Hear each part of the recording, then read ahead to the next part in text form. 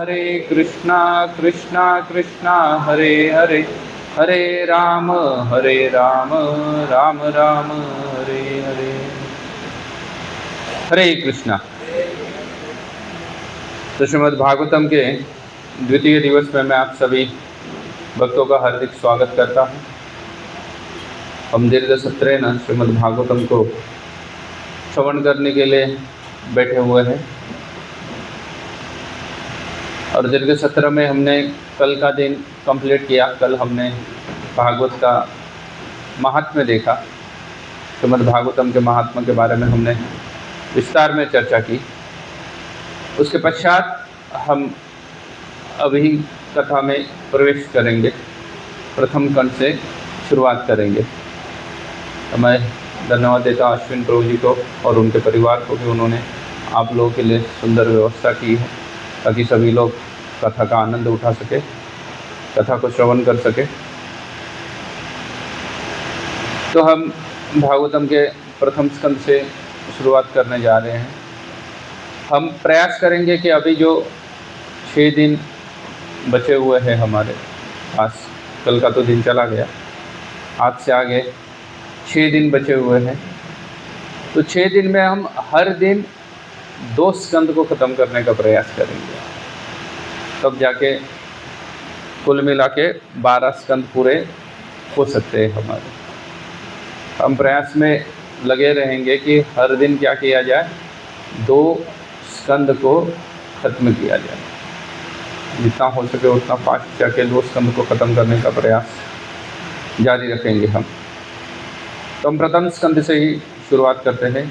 श्रीमद् भागवतम 18,000 श्लोकों का पूरा ग्रंथ है, जिसमें कुल मिला के 18,000 श्लोक लिखे गए हैं।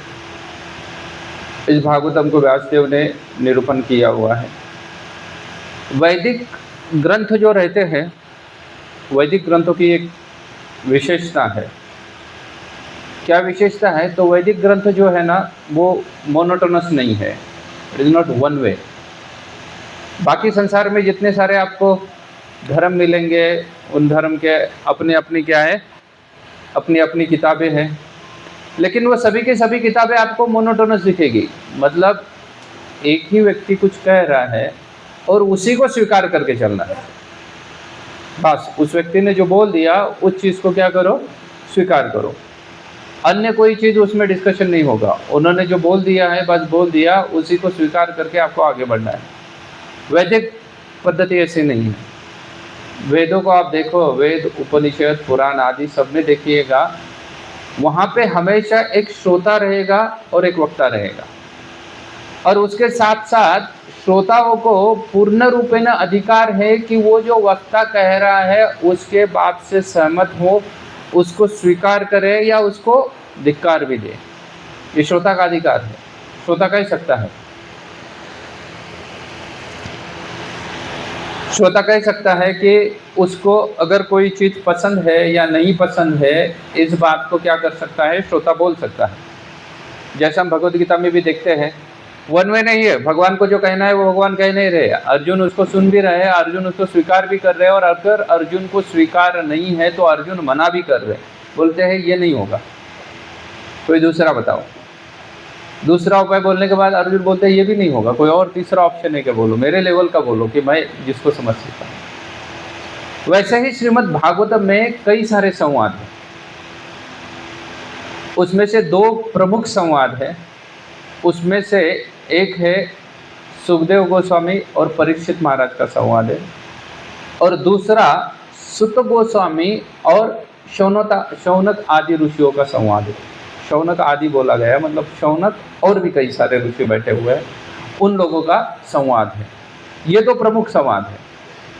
उसके साथ साथ नारद युधिष्ठिर संवाद है, नारद मुनि युधिष्ठिर के साथ चर्चा कर रहे हैं। उसके साथ साथ और भी कई सारे संवाद आएंगे, जिसमें किसी स्थान पे भगवान डायरेक्ट चर्चा कर रहे हैं, भगवान कृष्ण उद्धव के साथ चर्चा कर रहे हैं, तो कृष्ण उद्धव संवाद भी है। तो ऐसे कई सारे संवाद क्या है, प्रसिद्ध संवाद है। विदुर के साथ भी संवाद है। तो ऐसे कई सारे संवाद है, कई सारे चीज़ों को, डिस्कशन को एक साथ मिला के इस ग्रंथ की क्या की गई है, रचनाएं की गई है। तो इसलिए हम उनको देखने का प्रयास करेंगे। तो बहुत बार आप फिर कंफ्यूज मत हो जाना कि कहाँ पे मैं बोलूँगा कि सूत गोस्वामी बोल रहे हैं, कहाँ पे शौनक ऋषि बोल रहे हैं, कहाँ पे क्या हो रहा है सुखदेव गोस्वामी बोल रहे हैं, क्योंकि ये अलग अलग संवाद है इसमें। और मैं जैसे कल बताया था कि हम क्या करने वाले हैं ना, हम भागवतम जैसा है वैसा देखने वाले हैं, एज इट इज़ देखने वाले हैं, ना ही हम जैसे प्रायः जो कथाकार होते हैं जिनको हम हमारी भाषा में प्रोफेशनल कथाकार कहते हैं, प्रोफेशनल कथाकार जैसे कथा कर रहे हैं वैसे कथा नहीं करने वाले, क्योंकि वो भागवतम को पढ़ाते नहीं हैं। हम भागवत कथा कर रहे हैं तो भागवतम जैसा है वैसा ही आगे बढ़ने वाले हैं, वैसा ही उसको लेके चलने वाले हैं। तो भागवतम के प्रथम स्कंद में ही शुरुआत होती है। प्रथम स्कंद से कोई भी चीज़ को करने के लिए एक मंगलाचरण की आवश्यकता होती है। मंगलाचरण मतलब ऑस्पिशियसनेस, कुछ मंगल कार्य करने के पहले क्या किया जाए, आजू बाजू के वातावरण को शुभ करने के लिए कुछ ऑस्पिशियसनेस क्या किया जाता है, बनाया जाता है, उसको मंगलाचरण बोलते हैं। मंगलाचरण में प्रायः वस्तु निर्देश होता है कि वो अभी इसके आगे डिस्कशन में क्या डिस्कस करने वाले हैं। उसके साथ साथ प्रणाम होता है, गुरु आदियों को क्या किया जाता है, प्रणाम किया जाता है। तो मंगलाचरण में ही भागवतम के पहले ही श्लोक में आता है, जन्माद्यश्वेतोर अन्वितान् वितरत् अभिज्ञ स्वराट् तेने ब्रह्म हृदयादि कवये मुह्यन्ति यत्सूरयात् तेजो वारिमृतां यथा विनयो यत्प्रति स्वर्गमृषा धाम्नां स्नेहनिरस्तस्तकुहकं सत्यं परं धीमहि। ये जो मंगलाचरण है, ये मंगलाचरण वास्तव में किया हुआ है वेदव्यास जी ने। धाम्नां स्नेहनिरस्तस्तकुहकं धर्म प्रोजित कैतवा धाम्ना स्नेहनिरस्तकुहकं सत्यम परम धीमहि। वो वस्तु निर्देश कर रहे हैं कि जो सत्य चीज़ है उसी के बारे में यहाँ पे क्या किया जाएगा, डिस्कशन किया जाएगा। इसलिए सत्यम परम धीमहि उन्होंने कह दिया कि सत्य के ऊपर क्या किया जाएगा, डिस्कशन किया जाएगा। अच्छा, भागवतम है क्या चीज़? तो व्यासदेव जी एक श्लोक में क्लियरली बोलते हैं, निगम कल्पतरुं गलितम फलम सुखमुखारविंदम अमृत द्रवित संयम पिबत भागवतम रसमालयम मुहुरो रसिका भुव भाविका। निगम कल्पतरुं गलितम फलम, बोले ये ऐसा फल है जो कैसा है, गलितम फलम। निगम कल्प, निगम शास्त्र, जितना सारा शास्त्र है उसका ये एक राइपन्ड फ्रूट्स है। गलितम फलम, जो फल पक जाता है वो पेड़ पे नहीं रहता, वो नीचे गिर जाता है, तो बोले ये ऐसा फल है, ये पका हुआ फल है। गलितम फलम सुख मुखाद, किसके द्वारा बोला गया है, तो सुखदेव गोस्वामी के द्वारा बोला गया है। इसलिए सुख मुखाद अमृत द्रव्य संयुतम, सुखदेव के मुख से जो अमृत निकल रहा है उस अमृत को क्या कर दिया गया है, लिपिबद्ध करके हमारे लिए रख दिया गया है। पिबत भागवतम रसमालयम, बोले ये भागवत का जो रस है वो सबको क्या करना चाहिए, पिबत, सबको पीना चाहिए। तो भागवत का रस को सबको पीना चाहिए। पिबत भागवतम रसमालयम मुरहो रसिका भुव भाविका। और बोले ऐसा ही व्यक्ति जो वास्तव में भगवान की नाम रूप लीला गुण आदि में रुचि रखता है वही इसको क्या कर पाएगा, वही इसको पी पाएगा, अन्य कोई इसको नहीं पी पाएगा। वही जो नाम गुण रूप लीला आदि में रुचि रखता है वही इसको पी देगा। इसलिए पिबत भागवतम रसमालयम बोला गया है। तो एक समय की बात है, ये भागवतम का जो डिस्कशन चल रहा है, तो आप लोगों को पता होगा कि 4 युग होते हैं, सत्य, त्रेता, द्वापर और कली, बराबर है। हर युग के बाद, सतयुग के बाद त्रेता आता है, त्रेता युग के बाद द्वापर युग आता है, द्वापर युग के बाद क्या आता है, कलयुग आता है। अब ये जब युग परिवर्तन होता रहता है तो ये युग परिवर्तन में एक विशेष चीज़ होती है जिसको कहा जाता है युग संध्या। जैसे आपने संध्या शब्द तो सुना होगा इसके पहले भी, जैसे दिन और रात के बीच का जो समय रहता है जिसमें सूरज आसमान में नहीं है फिर भी कैसा है, फिर भी प्रकाश है, फिर भी आप देख सकते हो, चल फिर सकते हो, हालांकि सूरज आसमान में है क्या, नहीं है। तो उस परिस्थिति को क्या कहा जाता है, संध्या कहते हैं। उस परिस्थिति को संध्या कहते हैं। अंग्रेजी में ओवरलैपिंग टाइम कहा जाता है, दो चीज़ों का ओवरलैपिंग टाइम जो होता है उसको संध्या कहते हैं। तो भागवतम जो है ये उस समय आया हुआ है, ये वास्तविकता में युग संध्या पे आया हुआ है। अभी भी युग संध्या चल रही है। ऐसा कहा जाता है कि दो युगों के बीच की जो युग संध्या है, द्वापर युग और कलयुग, इसके बीच की जो युग संध्या है ये 10,000 वर्ष की है। द्वापर युग 8,64,000 वर्ष चला था, कलयुग 4,32,000 वर्ष तक चलने वाला है। तो इन दोनों का जहाँ पे ओवरलैपिंग टाइम है, वो ओवरलैपिंग टाइम कितना है? 10,000 वर्ष का है। उसमें से 5,000 बीत चुके हैं, 5,000 और बाकी है, या 5,537 समथिंग बीत चुके हैं और उतने ही 5,000 बाकी बचे हुए। तो ये युग संध्या है। तो ये युग संध्या को अगर दो भागों में विभाजित किया जाए, उसको 50% देखा जाए, एक युग संध्या में ज़्यादा सतयुग का, द्वापर युग का टाइम था, एक युग संध्या में ज़्यादा कलयुग का टाइम होने वाला है। तो ये युग संध्या के शुरुआत में घटित हुई घटना है। युग संध्या के शुरुआत में मतलब जहाँ द्वापर खत्म हो रहा है और क्या हो रहा है, कलयुग शुरू होने वाला है, ऐसे परिस्थिति को युग संध्या कहते हैं। खास करके दिन जब ढल जाता है और रात आने के पूर्व जो बीच में जो होती है उसको शाम कहते हैं या संध्या कहा जाता है। संस्कृत में संध्या कहते हैं, हिंदी में शाम कहते हैं। शाम ढलती जाती है और धीरे धीरे रात आ जाती है। तो ये युग संध्या का समय है। तो इस युग संध्या में एक समय में जब कलयुग शुरुआत होने वाली थी तो सभी ऋषि मुनियों ने सोच लिया कि हम क्या करते हैं। सभी ऋषियों ने सोच लिया कि कलयुग के प्रभाव को कम करने के लिए हम 1000 वर्ष तक यज्ञ करते हैं, बैठ यज्ञ करेंगे और भी कितने समय के लिए? 1000 वर्ष के लिए, जिससे कि कलयुग के जो प्रभाव है उस प्रभाव को कम किया जाएगा या प्रायः कलयुग के प्रभाव को खत्म किया जाएगा। इसलिए वो यज्ञ करने के लिए बैठ रहे। कहाँ पे बैठ गए? तो सभी लोग बैठ गए नैमिषारण्य नामक स्थान पे। नैमिषारण्य में जाके बैठ गए। अभी ये नैमिषारण्य कहाँ पे है?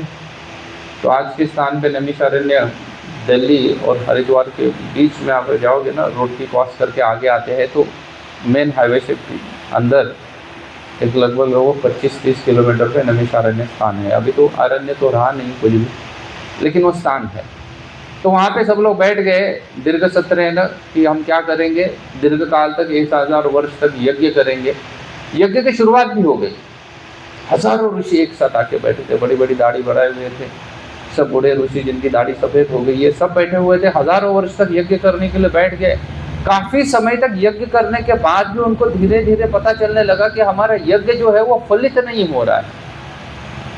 क्या हो रहा है? यज्ञ फलित नहीं हो रहा है। उसका जो हम आउटपुट सोच रहे थे वो आउटपुट क्या नहीं हो रहा है, वो मिल नहीं रहा है। धीरे धीरे यज्ञ हमारा फेल्योर की तरफ जा रहा है। इतने देर तक स्वाहा स्वाहा कर दिए, कई सारे सैकड़ों वर्ष बीत गए हैं। धुआं खा खा के सबके क्या हो गया है, दाढ़ी जो सफ़ेद थी वो सब काली हो गई सभी ऋषियों की, लेकिन कलयुग का कोई प्रभाव कम नहीं हुआ। और उसी समय में उस स्थान पे प्रवेश करते हैं सुत गोस्वामी। सुत गोस्वामी वहाँ पे क्या करते हैं, प्रवेश करते हैं। तो सुत गोस्वामी प्रवेश करने के बाद ये सभी ऋषि मुनि खड़े होते हैं, उनको प्रणाम आदि करते हैं और सुत गोस्वामी को प्रश्न पूछते हैं कि हम यहाँ पे इतने समय तक बैठे हुए हैं जीव का कल्याण करने के लिए, जो कलयुग में जो जीवात्मा है उनका कल्याण करने के लिए या कलयुग के प्रभाव को कम करने के लिए हम बैठे हुए हैं, यज्ञ आदि कर रहे हैं, लेकिन इसका कोई प्रभाव नहीं हो रहा है, कलयुग का प्रभाव कोई कम नहीं हो रहा है, तो हमें क्या करना चाहिए? तो कहते हैं कि आप कृपा करके यह बात को बताइए कि जीव के कल्याण, परम कल्याण के लिए हम ये साधना कर रहे हैं, लेकिन जीव का परम कल्याण किससे हो सकता है? तो सुत गोस्वामी उनको सबको बिठाते हैं, बोलते यज्ञ वगैरह बंद करो, उसकी पूर्णाहुति करो। और उसके बाद बोले अगर वास्तव में कोई जीव का कल्याण चाहता है, मंगल करना चाहता है, तो उसको एक ही कार्य करना पड़ेगा। वो कार्य है कि उस व्यक्ति को भगवान के अवतारों की कथा सुनने की आवश्यकता है। अगर कोई भगवान के अवतारों की कथा सुनता है मनुष्य के लिए सर्वश्रेष्ठ जो है वो यही धर्म है कि वो श्री कृष्ण के प्रति अपने हृदय में प्रेम उत्पन्न करे। और वो प्रेम उत्पन्न हो सकता है किससे? तो कहते हैं उनके नाम गुण रूप लीला आदि का वर्णन सुन के। और बोले यही एकमात्र कलयुग का प्रभाव कम करने का साधन है और कोई साधन नहीं है। सबने सुन लिया। बोले अगर कलयुग का प्रभाव कम करने का यही एक साधन है तो हम इतने समय से क्या कर रहे थे? यहाँ पे सवा बैठ के हमने क्या कर दिया? हमारा समय क्या कर दिया है? व्यर्थ कर दिया है। बोले अगर समय को व्यर्थ कर दिया तो आगे क्या करनी चाहिए? कथा करनी चाहिए। बोले चलो ठीक है, मान लिया कथा करनी चाहिए, तो आप ही सुनाओ हमें। कथा करनी है तो कथा करेगा कौन? आप ही सुनाइए कथा। क्या कथा होती है? भागवत कथा हमें सुनाइए। तो फिर सुद गोस्वामी वहाँ पे नैमिषारण्य में क्या करते हैं? कथा सुनाना शुरुआत कर देते हैं। वहाँ पे बैठते हैं और बैठ के वो श्रीमद् भागवत की कथाओं का निरूपण करना चालू कर देते हैं। क्या निरूपण करना चालू कर देते हैं? बोलते चलो कथा सुनाते हैं, निरूपण करना चालू कर देते हैं। तो निरूपण कहाँ से शुरुआत होती है? तो प्रायः कथाकार सीधा सीधा परीक्षित महाराज के जन्म से शुरुआत करते हैं, लेकिन भागवतम वास्तव में परीक्षित महाराज के जन्म से नहीं शुरुआत होती है। भागवतम उसके पहले कई सारे चैप्टर्स या कई सारे अध्याय पहले से ही भागवतम शुरुआत होती है। परीक्षित महाराज का जन्म तो प्रथम अध्याय के या प्रथम स्कंद के बीच में आ जाएगा। तो बस भागवतम का तो प्रायः वो क्या करते हैं? कथा का आधा स्कंद को छोड़ देते हैं, जो महत्वपूर्ण चर्चा है उसको छोड़ते हैं और सीधा सीधा परीक्षित महाराज के जन्म की ओर लेके जाते हैं। लेकिन हम परीक्षित महाराज के जन्म की ओर नहीं लेके जाएंगे।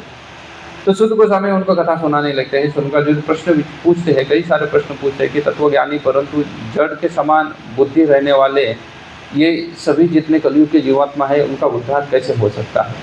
ऐसा कोई शास्त्र है जिस शास्त्र का श्रवण करने से, शास्त्र तो कई सारे हैं, कई सारे ज्ञान बांटा गया है, लेकिन इन सभी ज्ञानों में कोई एक किताब बोली है जिससे कलयुग की जीवात्मा का क्या हो सकता है? उद्धार हो सकता है। क्यों? बोले एक ज्ञान को, एक शास्त्र के बारे में चर्चा करनी है। इतने सारे शास्त्र लिखे गए, 4 वेद, इतना 18 पुराण, उपनिषद आदि 2000 से ज़्यादा उपनिषद है। बोले इतना सब लिखा गया, फिर आप एक ग्रंथ के बारे में क्यों पूछ रहे हो? तो शौनक आदि ऋषि वहाँ पे कलयुग की जीवात्माओं की क्या करते हैं? चर्चा करते हैं। बोलते पहले तो कलयुग की जीवात्मा का क्वालिटी सुनो क्या है। तो कलयुग की जीवात्मा को क्वालिटी बोलते हैं वो मंद सुमंद मतयो मंद भाग्या निबंधते प्राय न अल्पायु। शुरुआत करते हैं कि कलयुग की जीवात्मा प्राय कैसे है? अल्पायु है। दीर्घायु कोई नहीं है कलयुग में, सभी के सभी कैसे है? अल्पायु है। बोला जाता है कि कलयुग में लोग 100 साल तक जिएंगे, लेकिन 100 साल तक जीते कितने लोग हैं? प्राय कम लोग जीते हैं। 60-65 के बाद तो सोचते हैं जो भी मिल रहा है वो कैसा है, वो बोनस लाइफ समझ के चलते हैं। प्राय अल्पायु है हमारा। दीर्घायु अगर कोई 80-85 है तो उसको हम दीर्घायु बोलते हैं। बोलते हैं ये क्या है? ये दीर्घायु है करके। नहीं तो कलयुग के जीवात्मा प्राय हम सभी कैसे है? अल्पायु। उसके साथ साथ क्या है? प्राय न अल्पायु है, उसके साथ साथ मंद सुमंद मतयो। हमारी मति जो है वो मंद है, और सिर्फ मंद नहीं, हमारी मति कैसे है? सुमंद है। सुमंद मतलब सुपरलेटिव डिग्री चालू कर दिया। जैसे प्रसिद्ध और सुप्रसिद्ध बोला जाता है। कोई व्यक्ति थोड़ा प्रसिद्ध है, या आज की भाषा में कहेंगे कि जिसके कुछ थाउजेंड्स में फॉलोवर है तो उसको प्रसिद्ध कहेंगे, और जिसके लाखों में फॉलोअर्स हो गए उसको क्या कहेंगे? सुप्रसिद्ध कहेंगे। He is very famous. तो सुपरलेटिव डिग्री के हिसाब से चल रहे हैं। तो बोल रहे हैं कि कलयुग कैसा है? सुमंद लोग है। किसी की मति अच्छी नहीं है कलयुग के लोगों की। मंद सुमंद मतयो मंद भाग्य। ऊपर से बोले कलयुग का भाग्य भी मंद है। बोले यहाँ कोई भाग्यशाली ऐसा है नहीं, कोई जीवात्मा भाग्यशाली नहीं। आपने कलयुग में, आपने पूर्व काल में तो कई सारी ऐसी कथाएं सुनी होगी। कोई राजा कहीं जंगल में घूमने गया, उसको ऋषि ने आशीर्वाद दे दिया, बहुत सारा धन प्राप्त हो गया या और कुछ प्राप्त हो गया। कई सारी चीज़ें ऐसी सुनी होगी। आजकल ऐसा कुछ होता है? कुछ नहीं होता। होता है? कुछ नहीं होता। पूर्व काल में किसी ने किसको आशीर्वाद दे दिया तो आशीर्वाद क्या हो जाता था? सच हो जाता था। अभी किसी का आशीर्वाद सच हो रहा है? नहीं हो रहा है। और जिनका होता है वो देते ही नहीं आशीर्वाद। जिनका हो सकता है आशीर्वाद सच, वो तो क्या कर रहे हैं? वो आशीर्वाद ही नहीं दे रहे किसी को। और आजकल वैसे ही आशीर्वाद आदि सच नहीं हो रहे हैं। मंद भाग्य। आशीर्वाद देने वाले में शक्ति हो तो भी लेने वालों की क्या है? कैपेसिटी नहीं है उसको ठीक ठीक ग्रहण करने की। इसलिए उसका भाग्य भी कैसे चल रहा है? मंद भाग्य चल रहा है। इसलिए बोले ये कलयुग है। बोले इसमें क्या है? ये ऐसी ही चीज़ें है ये सब। इसलिए क्या करना चाहिए? इसलिए ये कलयुग का जब मंद सुमंद मतयो मंद भाग्यात निबंधते, बोले ये मंद है, तो ऐसे जिनकी मति मंद है उनको बहुत सारे ग्रंथ देके कुछ नहीं होने वाला उनका। बेटर है उनके लिए क्या करो, कोई एक किताब का वर्णन करो, किसी एक किताब के बारे में बोलो। तो सुध गोस्वामी बोलने लगते हैं। सुध जो गोस्वामी कहते हैं कि एक समय में द्वापर युग में महर्षि व्यासदेव का जन्म हुआ था। एक समय में द्वापर युग में महर्षि व्यासदेव का जन्म हुआ। महर्षि व्यासदेव जो है वो त्रिकालदर्शी है। त्रिकालदर्शी होने के साथ साथ उन्होंने सभी मनुष्य के हित के लिए कई सारे पुराण, महाभारत आदि की रचना की। व्यासदेव ने कई सारे पुराणों के, महाभारत, इतिहास आदि की क्या की, रचना की। किंतु इतना रचना करने के बाद भी उनका चित्त जो है वो शांत नहीं था। उनको चित्त में शांति प्राप्ति नहीं हो रही थी। उनको बारंबार अशांति लग रही थी। वो चिंतातुर रहते थे, चिंतातुर रहते थे, हमेशा चिंता करते रहते थे। हालांकि इतना सारा टास्क उन्होंने कंप्लीट कर दिया। अगर किसी व्यक्ति ने कोई टास्क कंप्लीट किया हो तो उसको मन में क्या मिलना चाहिए, शांति प्राप्त होनी चाहिए। लेकिन व्यासदेव ने ये सभी कुछ टास्क कंप्लीट करने के बाद में उनको क्या नहीं रहा है, उनको शांति नहीं लग रही है। उनको शांति ना लगने की वजह से वो प्रायः अशांत रहते थे। ये सभी रचना होने के पश्चात अभी ये सभी वेद आदियों की रचना जो वेद व्यास ने किया है, ये कब किया है, ये संध्या समय में किया है। ना ही वो द्वापर युग का समय है, ना ही कलयुग का समय है। ये ओवरलैपिंग टाइम में उन्होंने किया हुआ। तो उसी समय में एक दिन ऐसे ही चिंतित रहते हुए व्यासदेव जी चिंतामग्न थे। उसी समय में उनके सामने उनके गुरु नारद मुनि प्रकट हो जाते हैं। व्यासदेव जी गुरु है वो कौन है, नारद मुनि है। नारद मुनि प्रकट हो जाते हैं। नारद मुनि प्रकट होने के पश्चात व्यासदेव को देखते हुए वो सब चीज़ों को तुरंत ही भाप लेते हैं और कहते हैं कि आप जैसा धर्मात्मा, धर्मज्ञ व्यक्ति जो है वो इस तरीके से चिंतित रहे, ये बात क्या नहीं दिख रही है, अच्छी नहीं लग रही। आप चिंतित हो, जिसने समस्त मानव समाज को ज्ञान प्रदान किया है वही व्यक्ति चिंतित रहे, बोले ये अच्छा नहीं दिख रहा है। तो इसका मतलब यही हो जाता है कि आप जो ज्ञान बांट रहे हो या जो आपने लिखा है उससे अगर आपके स्वयं के मन को अगर शांति नहीं प्राप्त हो रही है तो उसको पढ़ के, उसका अध्ययन करके, उसको जीवन में उतार के दूसरों के जीवन में शांति कैसे आ सकती है, उनका जीवन कैसे सुखपूर्वक बन सकता है। तो कह रहे हैं कि आप बहुत ही चिंतित दिख रहे हो। तो व्यासदेव जी कहते हैं कि हाँ, वास्तविकता तो मैं चिंतित तो हूँ। तो नारद मुनि कहते हैं कि आप क्यों चिंतित हो। तो व्यासदेव जी कहते हैं मुझे तो समझ में नहीं आ रहा है कि मेरे चिंता का क्या कारण है, इसलिए आप मेरे गुरु हो और इसलिए मैं आप ही को पूछता हूँ कि मेरी चिंता का कृपा करके क्या बताइए, मुझे कारण बताइए। जैसे ही वो गुरु को कारण बताते हैं वैसे ही नारद मुनि क्या अपने गुरु के रोल में आ जाते हैं और उनकी जो मूल कारण है वो कहने लगते हैं। आप भगवद गीता में भी देखोगे तो भगवद गीता में भी अर्जुन और कृष्ण का संवाद में एक जगह पे अर्जुन को बोलना पड़ता है कृष्ण को कि शिष्यस्ते हम शादी माम तुराम प्रपन्नम। बोले कि मुझे कैसा डील करो, आप एक शिष्य की तरह डील करो, मुझे मित्र की तरह मत मेरे साथ व्यवहार करो, मेरे साथ व्यवहार एक शिष्य की तरह करो। यहाँ पे भी नारद मुनि को जैसे ही बोलते हैं कि आप मेरे गुरु हैं और आप मुझे बता सकते हैं कि मेरे मन को जो शांति प्राप्त नहीं हो रही है, मैं बड़ा ही चिंतित हूँ, इस चिंता का मूल कारण क्या है। नारद मुनि कहते हैं कि देखो कि व्यास, आपने भगवान के निर्मल यश या गुण, निर्मल यशों का क्या नहीं किया है, गुणगान नहीं किया। बोलते निर्मल यश का गुणगान नहीं किया। बोले मैंने विष्णु पुराण लिखा, स्कंद पुराण लिखा, वराह पुराण लिखा, कूर्म पुराण लिखा। बोले उसमें किसका वर्णन किया है, भगवान के ही तो गुणों का वर्णन किया है, तो और क्या वर्णन रह गया।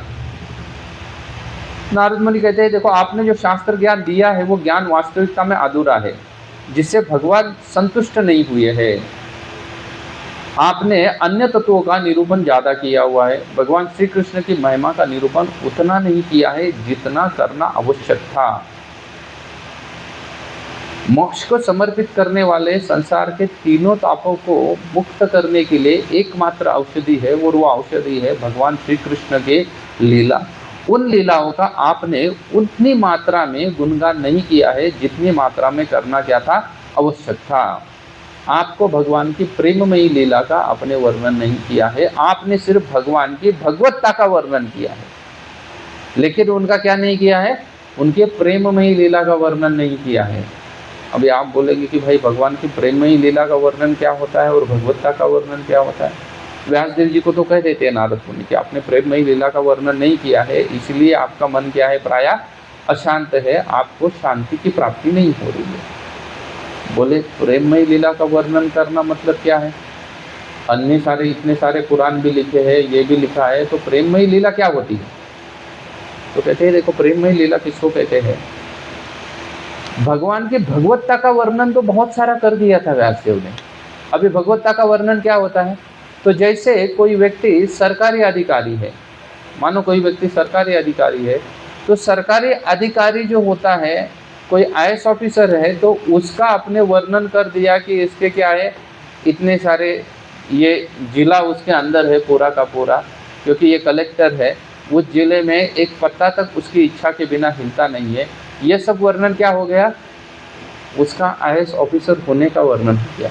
लेकिन उस व्यक्ति के बारे में कुछ वर्णन नहीं हुआ। उस व्यक्ति का अपना नाम हो सकता है, उसका अपना परिवार है, उसकी पत्नी हो सकती है, बच्चे हो सकते हैं, माँ बाप हो सकते हैं, उनके साथ उनका व्यवहार अलग तरीके से हो सकता है। किसी पुलिस ऑफिसर का वर्णन सिर्फ इतना कर दिया कि यह दुष्ट लोगों के लिए या गुनहगार लोगों के लिए क्या है, बड़ा ही खतरनाक है, तो सिर्फ आपने उसका वर्णन क्या कर दिया, पुलिस अधिकारी करके ही वर्णन कर दिया। लेकिन उसकी कोई दूसरी अपनी पर्सनल लाइफ भी हो सकती है, जिसमें उसके पत्नी, बच्चे, माँ बाप, उसकी हॉबी हो सकती है, उसके लाइक डिसलाइक कई सारी चीज़ें हो सकती है। तो बोले वैसे ही आपने भगवान का सिर्फ भगवत्ता का वर्णन किया, लेकिन आपने भगवान के नाम गुण रूप लीला का वर्णन नहीं किया है। और इसलिए भगवान आपसे प्रसन्न नहीं है, इसलिए व्यास आपको क्या नहीं मिल रहा है, आपको शांति प्राप्त नहीं हो रही। इसलिए भगवान के लीलाओं का वर्णन करने का अलावा आपको शांति प्राप्त करने का और दूसरा कोई उपाय नहीं है। बोले अच्छा, भगवान की लीलाओं का भी कुछ अलग वर्णन होता है? देखो, जब कोई शिक्षक होता है ना, किसी को जब शिक्षा प्रदान करता है, तो शिक्षा प्रदान करते वक्त वो सिर्फ उस शिक्षा में उसको सिर्फ ज्ञान नहीं देता, बल्कि क्या करता है, कई सारे एग्जाम्पल देता है। बराबर है ना? कोई सिर्फ सिद्धांत बताएगा, लेकिन सिद्धांत के साथ साथ दृष्टांत भी बताएगा। कोई सिद्धांत बताने के बाद उस दृष्टांत के साथ साथ उस दृष्टांत को उसने अपने जीवन में कैसे अप्लाई किया, ऐसे भी बता सकता है कि मैंने इसको अपने जीवन में कैसे उसको उपयोग में लाया है। तो नारद मुनि यही करते हैं। वो कहते हैं कि पूर्व जन्म की बात है, पूर्व जन्म की बात बता रहे हैं नारद मुनि। देखिए, नारद मुनि के बारे में तो हमने अभी सिर्फ सुना होगा, लेकिन नारद मुनि अपने पूर्व जन्म की कथा सुना रहे हैं। हमने आज तक लोगों की कई सारी बायोग्राफी वगैरह आप लोगों ने पढ़ी होगी, जहाँ पे लोग क्या करते हैं, अपने जीवन का वृत्तांत लिख के रखते हैं। लेकिन उन बायोग्राफी को अगर आप देखोगे तो उसकी सिर्फ इसी जीवन के बारे में वो लिखता है कि मैं कहाँ पे जन्म लिया, कैसे स्ट्रगल करके पढ़ाई की, फिर कैसे स्ट्रगल करके करियर कर दिया, बस खत्म हो गई बात। लेकिन नारद मुनि तो क्या बोल रहे हैं, बोले ये जीवन का मैं तो बता ही नहीं रहा हूँ, मैं अपने कौन से जीवन का बता रहा हूँ, पूर्व जीवन के बारे में बता रहा हूँ। नारद मुनि कहते हैं कि पूर्व जीवन में मैं एक दासी का पुत्र हुआ करता था। अभी हमको तो सबको यही पता है कि नारद मुनि किसके पुत्र है, ब्रह्मा के पुत्र, यही हमें पता है। लेकिन नारद मुनि कहते हैं कि मेरे पूर्व जन्म में मैं किसका पुत्र हुआ करता था, एक दासी पुत्र हुआ करता था। बोले मैं एक दासी का पुत्र हुआ करता था, हमारे पिताजी नहीं थे और मेरी माँ बड़े ही कष्ट के साथ मेरा क्या करते थे, लालन पालन करती थी, बड़े ही कष्ट के साथ। मैं, मेरे लिए माँ और माँ के लिए मैं, यही अवस्था थी। और वो मेरा लालन पालन करती थी। बोले मैं छोटा था और माँ ऐसे ही लालन पालन करते करते हमारे दिन बीत रहे थे। तो एक दिन चातुर्मास के समय में, वर्षा ऋतु में, वर्षा ऋतु अभी शुरुआत होने वाला है, जैसे वर्षा ऋतु की शुरुआत होती है तो क्या करते हैं, हम चातुर्मास का पालन करते हैं। श्रावण, भाद्र, आश्विन, कार्तिक, ये 4 महीना प्राय किसके बोले जाते हैं, वर्षा ऋतु के बोले जाते हैं। आजकल ऐसा रहा नहीं है, आजकल तो बारिश कभी भी आती है, कभी आती ही नहीं है। तो इसलिए कोई ऋतुओं के क्या नहीं रहा है, टाइमिंग फिक्स नहीं रहा है। लेकिन पूर्व काल में तो टाइमिंग फिक्स हुआ करता था। बोले वर्षा ऋतु का समय था, तो वर्षा ऋतु के समय में जिस स्थान पे हम रह रहे थे, उस स्थान में चातुर्मास का पालन करने के लिए कुछ क्या कर दिए, महर्षि पधार गए। कुछ मुनि वहाँ पे, मुनियों का आगमन हो गया। अब पूर्व काल में क्या होता था ना, जब आजकल जैसे डेवलपमेंट नहीं थी, आजकल तो कई सारी जगह पे ब्रिजेस है और कई सारी चीज़ें हैं, लेकिन ये सब चीज़ें जब नहीं हुआ करते थे, तब पूर्व काल में जो साधु संत होते थे वो वर्षा ऋतु में तीर्थाटन नहीं करते थे। वो वर्षा ऋतु में क्या करते थे, एक स्थान पे बैठे रहते थे, क्योंकि बड़ी दिक्कतें आती थी, कहीं पे पानी है, रास्ते ठीक नहीं है, रास्ते बह गए हैं, तेज बहाव की नदियाँ है, तो ये सब मार्ग को रोक सकती थी और ये सब रुकावट होती थी। इसलिए साधु क्या नहीं करते थे, घूमते नहीं थे, बल्कि क्या करते थे, एक स्थान पे बैठ जाते थे। कहाँ बैठते थे, तो किसी गुफा में बैठ जाएंगे या प्राय किसी के घर में क्या करेंगे, 4 महीने के लिए आश्रय ग्रहण करेंगे। तो ऐसे भक्ति वेदांतियों का आगमन नारद मुनि कहते हैं कि हमारे कुटिया में हो गया। वो 4 महीना हमारे ही पास रहने वाले थे। ऐसे चातुर्मास में प्राय लोग यहाँ वहाँ घूमते नहीं हैं। आप रामायण में भी देखोगे, भगवान रामचंद्र जब सीता माता की खोज कर रहे थे, तो सीता माता की खोज करते वक्त बीच में चातुर्मास आता है, वर्षा ऋतु के महीने आते हैं। तो 4 महीना भगवान रामचंद्र भी कहाँ रहते हैं, किष्किंधा में रहते हैं।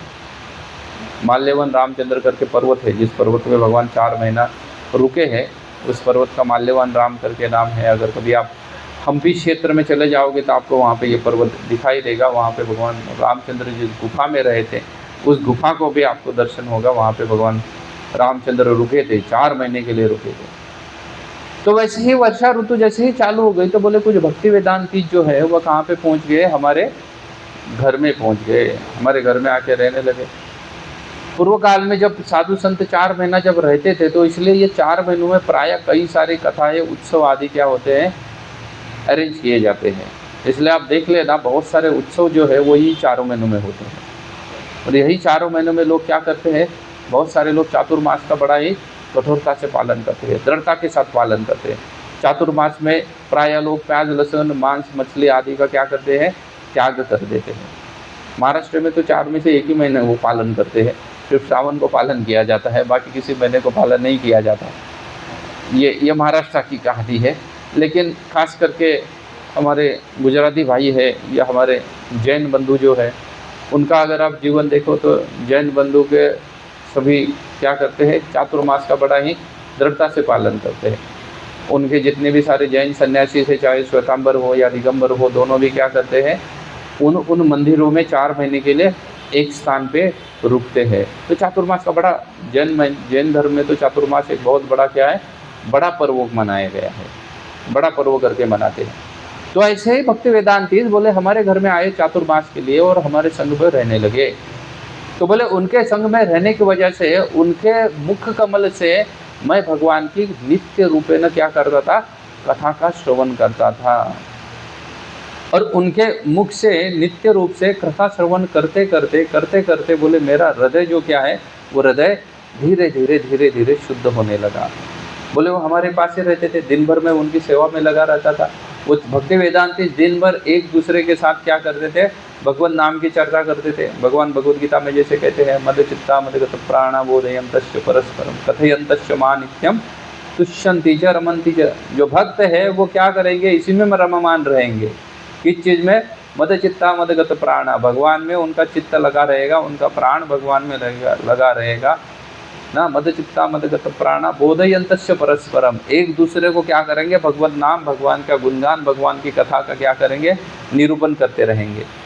बोधयन्तश्च परस्परम कथयन्तश्च मा नित्यम, बोले भगवान की कथा कैसे सुनते रहेंगे, नित्य सुनते रहेंगे। कथयन्तश्च मा नित्यम तुष्यन्ति च रमन्ति च, बोले ऐसे ही वो रममान रहेंगे, वही चलता रहेगा। तो बोले ऐसा ही चल रहा था हमारे घर में। नारद मुनि सुना रहे हैं, वेदव्यास जी को सुना रहे हैं कि ऐसे ही हमारे घर में चलता रहता था। 4 महीने तक वो भक्ति वेदांती वहाँ रहे और बोले 4 महीने तक मुझे उनका संग करने का सौभाग्य प्राप्त हुआ। कभी कभी उन्हीं के कृपा आशीर्वाद से और उनसे परमिशन लेके, उनसे याचना करके मैं कभी कभी उनके झूठन तक खा लेता था। प्राय ऐसा कहा जाता है कि भगवान की झूठन, जो उसको हम प्रसाद कहते हैं, और किसी भक्त की झूठन है उसको क्या कहा जाता है, उसको महाप्रसाद कहा जाता है। तो भगवान या गुरु या हमसे जो प्रगत भक्त है, उनका क्या करना चाहिए, उनकी झूठन खानी चाहिए। तो नारद मुनि कहते हैं कभी कभी मैं उनका क्या करता था, उनका आशीर्वाद लेके, आज्ञा लेके मैं उनकी झूठन भी खा लेता था। तो बोले ऐसा ही हमारा 4 महीना व्यतीत हो गया। 4 महीने के पश्चात ये भक्ति वेदांती क्या कर दिए, जाने के पूर्व मुझे अनुग्रहित कर गए। अनुग्रहित करना मतलब दीक्षा देना, मुझे दीक्षा आदि दे दी, मुझे नाम जप करने के लिए नाम दे दिया, और वो सब क्या कर दिए, अपने रास्ते पे निकल गए। भक्ति वेदांती ने दिए हुए रास्ते पे मैं चल रहा था, उन्होंने दिए हुए नाम का जप कर रहा था, उनसे सुनी हुई कथा का बारंबार स्मरण कर रहा था। बोले उनकी कथा जो मुझे कही थी उन्होंने, उसका मैं बारंबार स्मरण कर रहा था और ऐसे मेरे दिन बीत रहे थे। माँ के लिए मैं और मेरे लिए माँ, और मैं काफ़ी क्या हो रहा था, मेरे माँ में आसक्त हो रहा था, क्योंकि माँ ही है और मैं ही हूँ, दूसरा कोई नहीं है।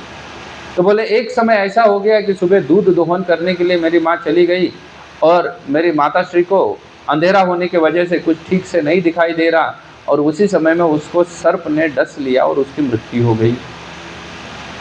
नारद मुनि अपने पूर्व जन्म की कथा कह रहे हैं कि मेरी माता की क्या हो गई, सर्पदंश की वजह से मृत्यु हो गई। अभी माता की मृत्यु के पश्चात बोले मेरे जीवन में ऐसा कुछ रहा नहीं था कि जिसके लिए मैं क्या करूं, उस स्थान पे रहूं। इसलिए मुझे भक्ति वेदांत की बात याद आई और मैं उत्तर दिशा में चलना चालू कर दिया। बोले कई सारे गांव, नगर, ग्राम आदि, कई सारे जंगल आदि पार करते करते मैं क्या करता था, उत्तर दिशा में हिमालय में पहुंच गया। बोले हिमालय में पहुंचने के बाद तब तक नारद मुनि बोले तब तक तो मैं जवान हो चुका था, काफ़ी सारा समय बीत चुका था, और मैं बारंबार भगवान के नामों का और गुणों का, लीलाओं का स्मरण कर रहा था। इसलिए मेरा हृदय धीरे धीरे क्या हो गया, शुद्ध हो गया। समय बीतता गया और धीरे धीरे मेरी देह के प्रति जो आसक्ति है, नारद मुनि कहने लगे कि ये आसक्ति भी मेरी क्या हो गई, नष्ट हो गई। धीरे धीरे देह के प्रति मेरी आसक्ति नष्ट हो गई। और एक दिन मैंने देखा कि मैंने हृदय के अंदर उसी भगवान का दर्शन कर दिया। नारद मुनि ये दर्शन कहाँ कर रहे हैं, मन में दर्शन कर रहे, सामने नहीं कर रहे। बोले उन्हीं का मैंने क्या कर दिया, दर्शन कर दिया। वही भगवान ने आके मुझे दर्शन दे दिया। और बोले समय के अनुसार मेरा जो देह है वो छूट गया। बोले ऐसे ही भगवान का स्मरण करते करते समय के अनुसार मैंने देह त्याग दिया। और प्रलय के पश्चात जब पुनः सृष्टि निर्माण हुई तो उस सृष्टि रचिता होने के साथ साथ सृष्टि निर्माण हो गई। तो सृष्टि के जो रचयिता है ब्रह्मा जी ने मरीच आदि ऋषियों को उत्पन्न किया, प्रकट करवाया, और उन्हीं के साथ मैंने पुनश्च जन्म ले लिया। और जन्म लेने से मैं पूरा आजीवन बिना किसी रोक टोक के सभी स्थानों पे घूम घाम के क्या कर रहा हूँ, भगवान के नाम का प्रचार कर रहा हूँ। ये छोड़ के मैं और कुछ नहीं कर रहा हूँ। जिन लोगों का चित्त विषय भोग में लगा हुआ है उनके चित्त को विषय भोग से दूर करने के लिए नारद मुनि कह रहे हैं कि मैं समस्त संसार में क्या करता हूँ, घूम घूम के भगवान के नाम का प्रचार कर रहा हूँ। तो सभी स्थानों पे मैं घूमता रहता हूँ और घूम के क्या कर रहा हूँ, भगवत नाम का प्रचार कर रहा हूँ। बोले ऐसा ही मेरा जीवन बड़ा ही कैसे बीत रहा है, सुखपूर्वक बीत रहा है। नारद मुनि की बात सुनते ही वेदव्यास जी भी क्या हो गए, उत्साहित हो गए। नारद मुनि वेदव्यास जी को ये सब बता के वहाँ से चले गए, सांत्वना देके नारद मुनि चले गए। नारद मुनि चले जाने के बाद वेदव्यास जी ने क्या कर दिया, अपने लिखे हुए एक ग्रंथ श्रीमद् भागवतम को पुनश्च पुनरावृत्ति करके लिखना चालू कर दिया। निवृत्ति व्यासदेव जी ने उसको पुनरावृत्ति कर दिया, उसको एडिट कर दिया, और अभी उसमें उन्होंने पूर्ण रूपेण भगवान का क्या कर दिया है, सिर्फ गुणगान किया है। नामों का और उनके लीलाओं का सिर्फ गुणगान उन्होंने किया। और इस पुनरावृत्ति का उन्होंने प्रथम शिष्य बनाया अपने निवृत्ति परायण पुत्र सुखदेव गोस्वामी। अपने निवृत्ति परायण पुत्र को सुखदेव गोस्वामी को क्या कर दिया, इसमें अनुग्रहित कर दिया। तो इस विशाल ग्रंथ को क्या कर दिया, सुखदेव गोस्वामी ने ग्रहण किया। और सुखदेव गोस्वामी इसी विशाल ग्रंथ को क्या करने वाले हैं, आगे चल को किसको सुनाएंगे, आगे चल के परीक्षित महाराज को सुनाएंगे। तो नारद मुनि की जन्म की कथा है जो कि बहुत सुंदर से कहाँ पे वर्णित है, भागवतम में वर्णन किया हुआ है। हमने सिर्फ सुना है कि नारद मुनि ब्रह्मा के पुत्र है। नारद मुनि के जन्म की, पूर्व जन्म के भी कई सारी घटनाएं, कई सारी कथा है, इसका वर्णन यहाँ पे दिया गया है। उसके अगले अध्याय में महाभारत के कुछ घटनाओं का संक्षिप्त वर्णन करते हैं। महाभारत की कुछ घटनाएं हैं, उन घटनाओं को क्या किया जाता है, संक्षिप्त वर्णन किया जाता है। क्या संक्षिप्त वर्णन किया जाता है, तो कहा जाता है कि एक समय में द्रोणाचार्य के पुत्र अश्वत्थामा ने अपने स्वामी दुर्योधन को प्रसन्न करने के लिए, युद्ध के पश्चात दुर्योधन तो हार चुका था युद्ध में, लेकिन दुर्योधन को प्रसन्न करने के लिए अश्वत्थामा ने क्या कर दिया, सोए हुए द्रौपदी के सोते हुए पुत्र का सिर काट दिया और सिर काट के लेके गया दिखाने के लिए दुर्योधन को प्रसन्न करने के लिए उनके पास लेके गया। बोले देखो मैंने पांडवों का, उन्होंने पांडव समझ के क्या कर दिया, द्रौपदी के सोते हुए पुत्रों का सर काट लिया। और जाके दुर्योधन को दिखाया। दुर्योधन को कहा कि मैंने क्या कर दिया, पांडवों का वध कर दिया। दुर्योधन बोले भाई प्रमाण क्या है, तुमने पांडवों का वध कर दिया। तो उन्होंने क्या दिखाए, ये सर दिखाए। दुर्योधन अचेत अवस्था में था, इसलिए आंख खोल के सर को देख नहीं पाया, और ये रात्रि का समय था, इसलिए दुर्योधन ने क्या कर दिया, उन सरों को दबा के देखा अपने हाथों से। जैसे ही दबाया तो वो सर क्या हो गए, पिचक गए, फट गए। दुर्योधन कहा कि ये पांडवों के सर नहीं हो सकते। बोले पांडवों का सर किसी के दबाने से क्या नहीं होने वाला है, पांडवों में से किसी का भी सर किसी मनुष्य के दबाने से बोले फट नहीं सकता है। बोले वो इतना कोमल सुकोमल तो है ही नहीं पांडव। बोले ये आपने क्या कर दिया होगा, हो ना हो तुमने द्रौपदी के पुत्रों का वध करके क्या कर दिया है, उनको यहाँ पे लेके आए हो। अश्वत्थामा ने सोचा था कि मैं भीम को, दुर्योधन को क्या करूँगा, प्रसन्न करूँगा, लेकिन वास्तविकता में दुर्योधन प्रसन्न होने के बजाय दुर्योधन क्या हो गया, अश्वत्थामा के ऊपर रुष्ट हो गए। रुष्ट होके दुर्योधन को बड़ा ही बुरा लगा। उन्होंने कहा कि हमारे कुल का क्या हुआ था, तुमने नाश कर दिया। बोले बाकी सब तो युद्ध में मारे गए हैं, सिर्फ बचे हुए थे वो कौन बचे हुए थे, ये द्रौपदी के पुत्र बचे हुए थे, क्योंकि वो युद्ध में आए नहीं थे और उन्हीं से हमारा कुल आगे चलने वाला था। लेकिन तुमने क्या कर दिया, उन्हीं का वध करके तुम्हारे कुल को क्या कर दिया, नाश कर दिया। बोले पांडव भले ही बचे हुए, लेकिन अभी पांडवों को तो कोई पुत्र आदि होंगे नहीं, उनके तो पुत्र जितने भी थे मेजॉरिटी तो सब क्या कर दिया, अभिमन्यु आदि या भीम के घटोत्कच आदि जितने सारे पुत्र हैं उनका तो वध हो गया, सभी युद्ध में मारे गए। अभी पांडव भी नए पुत्र नहीं होने वाले। और जो द्रौपदी के पुत्र थे, पांडवों के ही पुत्र द्रौपदी थे, उनको भी क्या कर दिया है, तुमने भी इनको क्या कर दिया है, इनका वध कर दिया है। जैसे ही इस बात को दुर्योधन खुश नहीं रहता है, तो दुर्योधन अभी कहता है अश्वत्थामा को कि तुम्हें क्या करना पड़ेगा, अभी भागना पड़ेगा, तुम यहाँ से भाग जाओ। अगर तुम भागोगे नहीं तो क्या करेंगे, पांडव जरूर आके तुम्हारा क्या करेंगे, वध कर देंगे। उधर क्या हो गया, उधर जैसे ही द्रौपदी के पुत्रों का वध हो गया है, ये द्रौपदी को और पांडवों को पता चल गया, और उनको पता चला कि ये कार्य किसका किया हुआ है, अश्वत्थामा का किया हुआ है। तो अर्जुन तुरंत ही अपने रथ पे बैठ के भगवान कृष्ण के साथ अश्वत्थामा को पकड़ने के लिए उसके पीछे दौड़ने लगे। वो अपनी प्रिया मतलब द्रौपदी को बोल के आए कि जिसने भी इनका वध किया है मैं उसको क्या करूँगा, उसको उचित दंड दे दूँगा, उसको उचित दंड दे दूँगा कह के वो अश्वत्थामा को पकड़ने के लिए आए। अश्वत्थामा ने देखा कि अभी क्या है, सभी पांडव मेरे पीछे लगे हैं, तो अपने मृत्यु के भय की वजह से अश्वत्थामा ने क्या कर दिया, ब्रह्मास्त्र चला दिया। अश्वत्थामा ने ब्रह्मास्त्र चला दिया। ब्रह्मास्त्र इस संसार का सबसे शक्तिशाली वेपन है ना, आज के आइटम बम वगैरह इससे कई गुना आदि क्या है, ब्रह्मास्त्र शक्तिशाली है। क्योंकि अभी जितने भी सारे आइटम बम आदि है ये मिसाइल्स के द्वारा चलाए जाते हैं, क्योंकि हमारे मिसाइल्स कैसे है, कंट्रोल्ड है, पूरे वेल कंट्रोल्ड मिसाइल्स हमारे पास है। लेकिन हमारा जो मन है वो कैसा है, अनकंट्रोल्ड है। We are having controlled missiles but uncontrolled mind. हमारे मन अनकंट्रोल्ड है, माइंड सभी मिसाइल्स कैसे है, कंट्रोल है।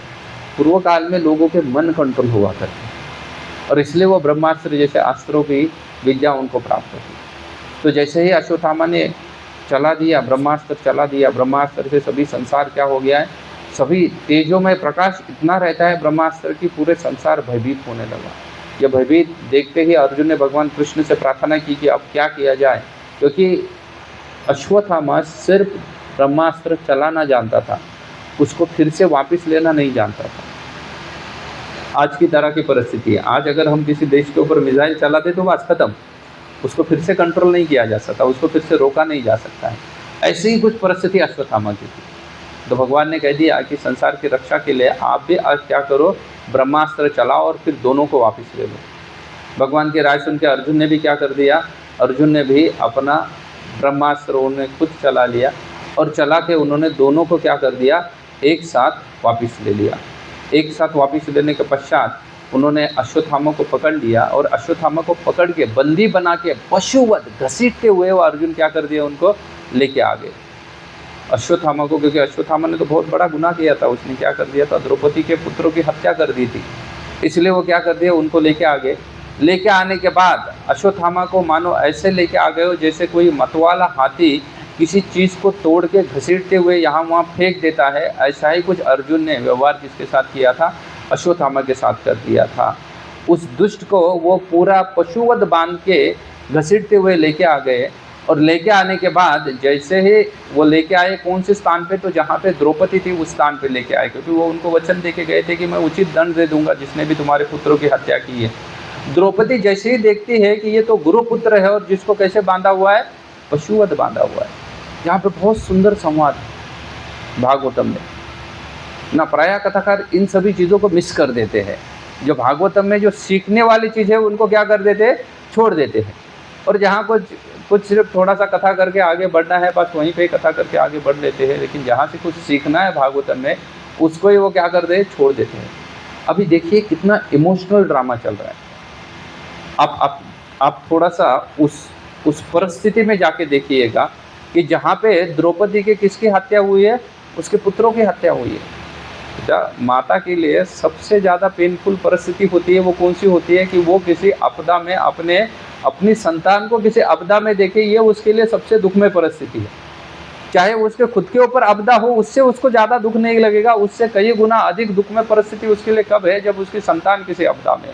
और यहाँ पे तो उसकी संतान आपदा में नहीं है, उसकी संतानों को तो क्या कर दिया, अश्वत्थामा ने वध कर दिया है, सीधा सीधा उनका वध कर दिया है। और ऐसे अश्वत्थामा को अर्जुन पशु की तरह बांध के जब द्रौपदी के सामने लाते हैं तो द्रौपदी उनको रोकती है। कि पूर्व काल में लोग इतने धर्मनिष्ठ थे कि अपने दुख या सुख किसी भी परिस्थिति में वो धर्म को भूलते नहीं। वो क्या करते थे, धर्म को नहीं भूलते थे, बल्कि हमेशा ही वो किस पे चलते थे, धर्म के राह पे चलते थे, धर्म को किसी भी परिस्थिति में नहीं भूलते थे। इसलिए द्रौपदी ने कहा कि आप ये क्या कर रहे हैं, आपने क्या कर दिया, इसको पशुवत बांध दिया। बोले आपको ऐसा नहीं करना चाहिए। क्यों नहीं करना चाहिए, तो द्रौपदी उसके लिए कारण देती है। द्रौपदी बोलती है कि आपको ऐसा नहीं करना चाहिए क्योंकि आपके पुत्र का, आपके गुरु का पुत्र है, ये आपके गुरु का पुत्र है, जिन गुरु की कृपा से आप धनुर्विद्या में इतने पारंगत हो गए कि आप आज अजय हो। आपके बराबर धनुर्विद्या में दूसरा कोई व्यक्ति नहीं है इस पूरे संसार में, और उसी गुरु के पुत्र को आपने पशुवत बांध के घसीट रहे हैं। अर्जुन को बड़ा आश्चर्य लगा कि द्रौपदी के ये शब्द सुन के। अर्जुन बोले कि नहीं, इसने क्या कर दिया है, तुम्हारे पुत्रों की हत्या कर दी है, इसलिए इसका वध होना क्या है, आवश्यक है, इसलिए मैं इसका वध करूंगा। द्रौपदी करती है नहीं, आप इसका वध नहीं कर सकते। क्यों वध नहीं कर सकते, तो द्रौपदी वहाँ पे कारण देती है। द्रौपदी कहते हैं कि मेरे पुत्रों का क्या हुआ है, मेरे पुत्रों का मृत्यु हुआ है, इसलिए मैं जानती हूँ कि पुत्र वियोग या पुत्र के मृत्यु से कितना दुख होता है, और मैं नहीं चाहती कि इसकी माँ भी उस दुख को क्या करे, उस दुख के थ्रू जाए। इसकी माँ के जो कृपी है, अश्वत्थामा की जो माता है उनका नाम है कृपी, जो कि द्रोणाचार्य की पत्नी है। तो बोलती है जो कृपी है वो भी उस दुख को भुगते, ये मैं नहीं चाहती हूँ, इसलिए आप इनको छोड़ दो। इसकी ये बात को सुनते ही युधिष्ठिर आदि सभी लोग क्या करते हैं, उसकी सराहना करने लगते हैं, साधु साधु करके जय घोष करने लगते हैं कि क्या कह रही है द्रौपदी, ठीक कर रही है। लेकिन भीम बीच में है। भीम बोलते हैं ऐसा नहीं है। भीम बोलते हैं इसने क्या कर दिया है, इसने सोते हुए बच्चों की हत्या की है, इसलिए इसकी क्या करनी चाहिए, हत्या ही करनी चाहिए, इसका वध करना चाहिए। अर्जुन बेचारे बीच में फंस गए। एक साइड में द्रौपदी बोल रही है कि इनको छोड़ दो, भीम बोल रहा है इसको नहीं छोड़ दो। इसलिए वो कृष्ण के पास जाते हैं और कृष्ण को पूछते हैं। कृष्ण भी वहीं पे खड़े हैं कि क्या किया जाए। कृष्ण कहते हैं कि देखो, आप ऐसा कार्य करो जिससे भीम की बात को भी रखा जाए और उसके साथ साथ आपकी जो प्रिया है उसका भी क्या किया जाए, उसके भी हृदय को रखा जाए। आपकी प्रिया मतलब द्रौपदी का भी क्या किया जाए, बात को रखा जाए, और साथ साथ भीम के बात को भी रखा जाए। ऐसा कुछ कार्य आप करो। अर्जुन तुरंत समझ जाते हैं और अर्जुन क्या करते हैं, अश्वत्थामा जो है वो अश्वत्थामा के सिर के जो बाल है ना वो आधे मुंडवा देते हैं ना। पूर्व काल में सिर के बाल आधे मुंडवाना, आधे मुछ मुंडवाना, ये क्या था, ये मृत्यु से भी भयंकर माना जाता था। इसलिए उनके सर के आधे बाल मुंडवा देते हैं। और उसके साथ साथ अश्वत्थामा के जन्म से ही उसके सर के ऊपर एक दिव्य मणि था। क्योंकि हम यहाँ पे जिनकी चर्चा कर रही है ये सभी क्या है, ये सभी दिव्य लोग हैं। ये सामान्य लोग नहीं है, ये दिव्य लोग हैं, उनकी हम चर्चा कर रहे हैं। तो अश्वत्थामा से जन्म से ही उसके सर पे एक मणि था। उस मणि को भी क्या कर देते हैं, वो निकाल देते हैं। उस मणि को अर्जुन निकाल देते हैं। तो किसी की अगर किसी प्रेस्टिजियस व्यक्ति की अगर निंदा की जाए तो वो निंदा भी किसके समान होती है? तो निंदा भी एज गुड एज उसके वध के समान होती है, और कुछ नहीं होता है। तो अश्वत्थामा की निंदा हो गई है, उसको अपमानित करके छोड़ दिया गया, तो उसके वध के समान है। क्योंकि ब्राह्मण के लिए अश्वत्थामा जो है वो वास्तव में ब्राह्मण है, क्योंकि वह द्रोणाचार्य के पुत्र हैं। और ब्राह्मण के लिए शरीर के हत्या से भी ज़्यादा क्या रहता है? दुखमय रहता है उसकी निंदा सुनना। अगर ब्राह्मण की या साधु की निंदा की जाए तो वो निंदा उसके लिए कैसे है? उसके लिए उसकी निंदा जो है वो मृत्यु के समान है, और इसलिए वो उसको क्या करते हैं? अपमानित करके उसको छोड़ देते हैं। यह घटना घटित हुई है।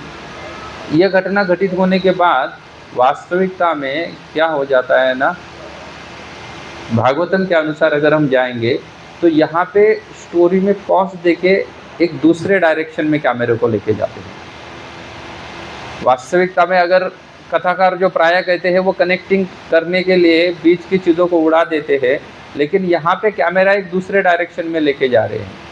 नहीं तो वास्तविकता में यहाँ से अश्वत्थामा अपमानित होकर जब चला जाता है तो बड़ा क्रोधित होता है, और क्रोधित होके वो क्या कर देता है? क्रोधित होके वो क्या कर देता है? तो फिर से एक बार ब्रह्मास्त्र चला देता है। और ब्रह्मास्त्र चला देता है वो किसके ऊपर? तो उत्तरा के गर्भ के ऊपर चला देता है। उत्तरा अभिमन्यु की पत्नी, अर्जुन की बहू है। अभिमन्यु अर्जुन के पुत्र हैं, तो अभिमन्यु की पत्नी है जिसका नाम है उत्तरा। और उत्तरा जब अभिमन्यु की मृत्यु हुई थी महाभारत के युद्ध में, चक्रव्यूह में, तब उत्तरा गर्भवती थी। और इस बात को अश्वत्थामा जानता था, इसलिए वो सोचता था कि अगर पांडवों का वंश में मैं किसी को जीने नहीं दूंगा, इसलिए उनके जो आखिरी जो उम्मीद है वो कौन है? उत्तरा का गर्भ है। इसलिए वो उसके ऊपर ब्रह्मास्त्र चलाता है। जैसे ही उसके ऊपर ब्रह्मास्त्र चलाता है तो ब्रह्मास्त्र चलाने के पूर्व की घटना का वर्णन है। अश्वत्थामा का अपमानित करते हैं, अश्वत्थामा निकल जाता है, बड़ा क्रोधित होकर निकल जाता है। तब यहाँ क्या घटित हो रहा है? तो यहाँ जो युधिष्ठिर है, वो युधिष्ठिर बड़े ही चिंतित है, उनको बड़ा शोक हुआ है। युधिष्ठिर को लगता है कि ये पूरा महाभारत का युद्ध मेरे वजह से हुआ। मैं राजा बनना चाहता था, इसलिए इतने सारे राजा और इतने सारे सैन्य मारे गए, इसलिए इनके सबके दायित्व किसके ऊपर आता है? मेरे ऊपर आता है। मेरे वजह से कई सारी स्त्रियां विधवा बन गई है, उनको प्रोटेक्ट करने वाला कोई नहीं रहा है। तो इसके वजह से युधिष्ठिर वैसे ही क्या कर रहे थे? युधिष्ठिर बड़े ही चिंतित थे। तो भगवान कृष्ण युधिष्ठिर और कुंती और बाकी सबको लेके क्या करते हैं? गंगा तट पे जाते हैं, और जितने भी योद्धा युद्ध में मारे गए थे उनको क्या करते हैं? उनको श्रद्धांजलि अर्पित करते हैं। उनको श्रद्धांजलि अर्पित करने के पश्चात भगवान क्या करते हैं? आ जाते हैं। अभी अश्वत्थामा ने तुरंत नहीं, वो गया है, गुस्से में तो है, लेकिन एक्शन नहीं लिया है। बीच में 2 दिन निकल जाते हैं, क्योंकि ये चाहते हैं श्रद्धांजलि करके आ जाते हैं। आ जाने के बाद अभी भगवान कहते हैं कि अभी तो आपको राजपाट आदि मिल गया, तो मैं क्या करता हूँ? प्रस्थान कर देता हूँ, मैं निकल जाता हूँ। किस तरफ निकल जाता हूँ? मैं निकलता हूँ हस्तिनापुर की तरफ। तो जब भगवान हस्तिनापुर की तरफ निकलने के लिए रथ पे बैठ जाते हैं, भगवान हस्तिनापुर जाने के लिए, हस्तिनापुर से निकल के द्वारका जाने के लिए रथ पे बैठ जाते हैं, क्योंकि भगवान काफ़ी समय तक रुके थे। भगवान लगभग 3 महीने तक रुके थे। महाभारत युद्ध के पूर्व और महाभारत का युद्ध ऐसा मिला के 3 महीने तक वहाँ पे रुके रहे। लेकिन रुके रहने के पश्चात जब वो निकले जाने के लिए, उसी समय में जो अभिमन्यु की पत्नी है उत्तरा, वो दौड़ती हुई आई। सिचुएशन है, भगवान रथ पे बैठे हुए हैं, जाने के लिए सबको अभिवादन कर रहे हैं, बाय बाय कर रहे हैं, टाटा बाय बाय, भी आप लोग सुख से रहो, मैं भी कहाँ जाता हूँ, मैं अपने राज्य में चला जाता हूँ। और उसी समय में अभिमन्यु की पत्नी जो है उत्तरा दौड़ते हुए आई, और आते ही वो रोने लगी कि पाही पाही काही माम, बोले त्राही माम करके चिल्लाने लगी, बोले मेरी रक्षा करो, रक्षा करो, रक्षा करो। सब लोग उसको देखने लगे कि क्या हो गया करके, क्यों रक्षा करनी चाहिए, तो रक्षा करो, रक्षा करो। तो सब देखने लगे। तो वो कहने लगे कि मैंने देखा है कि मानो एक सूरज के गोले में जितनी उष्णता होती है, ऐसा एक उष्णता भरा हुआ या अग्नि का गोला मेरे गर्भ में प्रवेश कर गया, मेरे पेट में क्या कर दिया है? वो प्रवेश कर दिया, और उससे मुझे बहुत पीड़ा हो रही है, असह्य ऐसी पीड़ा हो रही है। और मैं चाहती हूँ कि भगवान मेरी रक्षा करो, भले ही मेरा मृत्यु हो जाए, लेकिन मेरे गर्भ को कुछ नहीं होना चाहिए। वो अपने पुत्र को या अपने गर्भ को बचाने के लिए वो कृष्ण के पास चली जाती है। कृष्ण के पास क्यों चली जाती है? कृष्ण बोल सकते हैं भाई आपके ससुर वगैरह, अर्जुन आपके ससुर है, बाकी 5 पांडव ही, ये सभी निष्णात है युद्ध में, युद्ध कला में निपुण है, आप उनके पास जाके रक्षा मांगो। तो उत्तरा कहती है नहीं, वो रक्षा नहीं कर सकते हैं, मेरी सिर्फ रक्षा कौन कर सकता है, तो आप ही कर सकते हो, क्योंकि आप भक्त वत्सल हो, इसलिए आप मेरी पीड़ा को समझ सकते हो, इसलिए आप मेरी क्या करो, रक्षा करो।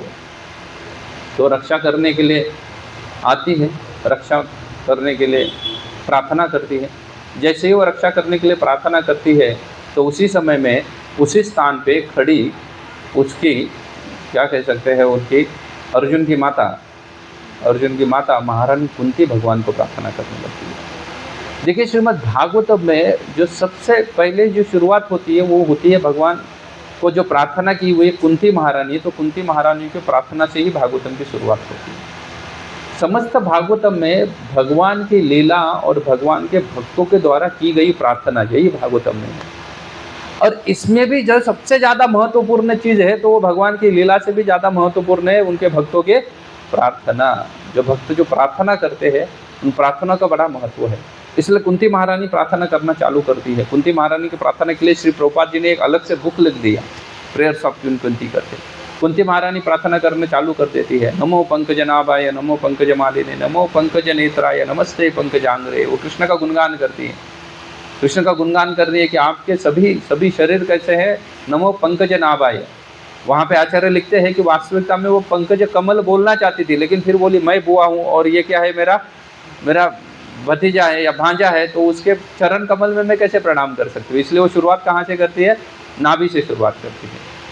तो नमो पंकज नाभाय, आपकी नाभि किसके समान है, कमल के समान है। नमो पंकज मालिने, नाभ का समस्त अंग पंकज के समान है। नमो पंकज नेत्राय, आपकी आंखें भी कैसे है, आपकी आंखें भी कैसे है, पंकज के समान है, कमल की पंखुड़ी की तरह। आजकल कलयुग में ऐसी आंखें नहीं है, सबकी मेंढक की तरह आंखें है कलयुग में। पूर्व काल में आंखें कैसी होती थी, बिग ब्लैक आईज कहा गया है, बड़ी होती थी। आपने देखा होगा पुराने हिंदी मूवी जो रहते थे ना, उसमें हीरोइन की आंखें बड़ी करने के लिए काजल से उसको खींचा जाता था। आप उनका पर्टिकुलर मेकअप देखो कि वो आंखें कैसी लगे, बड़ी लगे करके, क्योंकि बड़ी आंखें ये आभूषण माना गया है। लेकिन अभी वैसे बिग ब्लैक आईज वाला कंसेप्ट ही नहीं है। अभी तो क्या हो गई है, छोटी छोटी आंखें हो गई है लोगों की, मेंढक की तरह आंखें है छोटी। चाइना आदि में जाओगे तो आधी आँख तो बंदी रहती है ना, उनको तो आधी आँख दी हुई है, उसके बावजूद भी इतना उधम मचा रहे। वो अगर पूरी आँख खुली होती तो ज़्यादा शायद उधम मचाते थे, इसलिए पहले उनकी आधी आँख को बंद करके रख दिया है भगवान ने ना। चाइना वाले तो वैसे महामंत्र भी नहीं बोलते हैं, वो अगर कृष्ण बोल देंगे तो सीटी बज जाती है उनकी, वो कृष्ण शब्द का उच्चारण नहीं कर पाते हैं। हमारे कई सारे चाइनीज़ भक्त हैं, उनके साथ जब माला करने के लिए बैठो तो ऐसा लगेगा कि वो सीटी बजा रहा है करके। आप उसको बोलोगे कि भैया सीटी मत बजा, जप कर करके, तो वो जप नहीं कर पाते, उच्चारण नहीं कर पाते, जो परिस्थिति है उनकी। तो भगवान को लेकिन प्रार्थना कर रही है कि आपके आंखें भी कैसे हैं, कमल के समान है। और बहुत सारे श्लोकों में, बहुत सारे सुंदर सुंदर श्लोकों में क्या करती हैं कुंती महारानी, उनकी प्रशंसा करने लगती है। तो प्रशंसा करने लगती है क्या, विपदा संतुता शाश्वत तत्र जत्र जगत गुरु भवते दुर्दशम यत्र अपूर्ण तत्। वो कुंती महारानी बोलती है, कुंती महारानी भगवान को प्रार्थना करते वक्त जो आपदाएं उनके ऊपर आई थी वो सभी आपदाओं के बारे में बोलती है। उन सभी आपदाओं के बारे में हम जाएंगे नहीं, क्योंकि उतना बोलने जाएंगे तो कुंती महारानी की प्रार्थना खत्म करने के लिए 7 दिन लगेगा। क्योंकि कुंती महारानी लगभग पूरा महाभारत बोल देती है उसमें, कि किस तरीके से भीम को क्या कर दिया गया था, विष दिया गया था, किस तरीके से लाक्षागृह में आपने पांडवों की रक्षा की, किस तरीके से वन में आपने पांडवों की रक्षा की, दुर्वासा मुनि से पांडवों की रक्षा की, कई सारी चीज़ें बोल देती है। तो हम उसमें सब में नहीं जाएंगे, लेकिन ये सब बोलने के बाद एक बहुत सुंदर बात बोलती है कुंती महारानी, विपदाम संतुताम शाश्वत। कुंती महारानी बोलती है कि ऐसी विपदाएं भगवान मेरे ऊपर आने दो। हम भगवान के पास जाके क्या बोलते हैं, हमें विपदाओं से क्या करो, मुक्त करो। कुंती महारानी मुक्त नहीं बोल रही है, पूरे जीवन भर विपदा में रहने के बाद, विपदाग्रस्त रहने के बाद भी कुंती महारानी कह रही है कि ऐसी विपदाएं हमारे ऊपर क्या करो, आने दो, ऐसी विपदाएं मेरे ऊपर आने दो।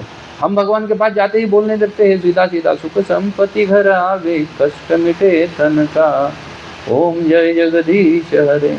जैसे भगवान कोई क्या है, बिजनेसमैन है, दुकानदार है, और हम किराना माल की, वो किराने की दुकान की लिस्ट लेके जाते हैं ना, 2 किलो शक्कर दे दो, ये दे दो, वो दे दो, वैसे ही सुख संपत्ति सब घर आ जाए, तन का कष्ट मिट जाए, हम तुरंत भगवान के पास जाके क्या करते हैं, यही प्रार्थना करना चालू करते हैं। कुंती ऐसी कोई प्रार्थना नहीं कर रही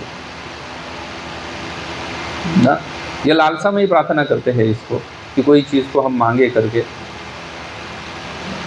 लेकिन लालसा से पूर्व कई सारी प्रार्थनाएं होती है। तो कुंती बोल रही है मुझे इसमें से कुछ नहीं चाहिए, मुझे बल्कि और दुख दे दो भगवान, और दुख दे दो। क्यों और दुख दे दो? तो बोल रही है कि अगर मुझे और दुख आता रहेगा, और दुख आता रहेगा, तो मैं क्या करती रहूँगी, मैं नित्य रूप से आपका स्मरण करती रहूँगी। अगर मेरे जीवन में दुख नहीं रहेगा तो मैं आपका स्मरण को क्या कर दूँगी, छोड़ दूँगी। इसलिए मुझे आपके स्मरण में, आपके भक्ति में टिके रहना है। और ये टिके रहने का एकमात्र साधन क्या है कि ऐसे दुख क्या करने दो मेरे ऊपर, और भी दुख आने दो। कुंती महारानी आगे अपनी प्रार्थना में भगवान के प्राकट्य के कारण के बारे में चर्चा करती है कि भगवान आप क्यों प्रकट हुए हो। तो वहाँ कहती है, वैसे भगवद गीता में भगवान के प्राकट्य के 3 कारण दिए हुए हैं। परित्राणाय साधूनां विनाशाय च दुष्कृतां धर्म संस्थापनार्थाय संभवामि युगे युगे। परित्राणाय साधूनां विनाशाय च दुष्कृतां धर्म संस्थापनार्थाय, 3 कारण बोल दिए। बोले आप साधुओं की रक्षा करने के लिए आते हो, दुष्टों का विनाश करने के लिए आते हो, धर्म की रक्षा करने के लिए आते हो। कुंती महारानी इसके आगे चल के और कारण बोल रही है। बोले बहुत सारे लोग बोलते हैं कि आपने अवतार धारण किया है युधिष्ठिर आदि, जैसे युधिष्ठिर आदि राजाओं या यदुवंशियों को प्रसन्न करने के लिए।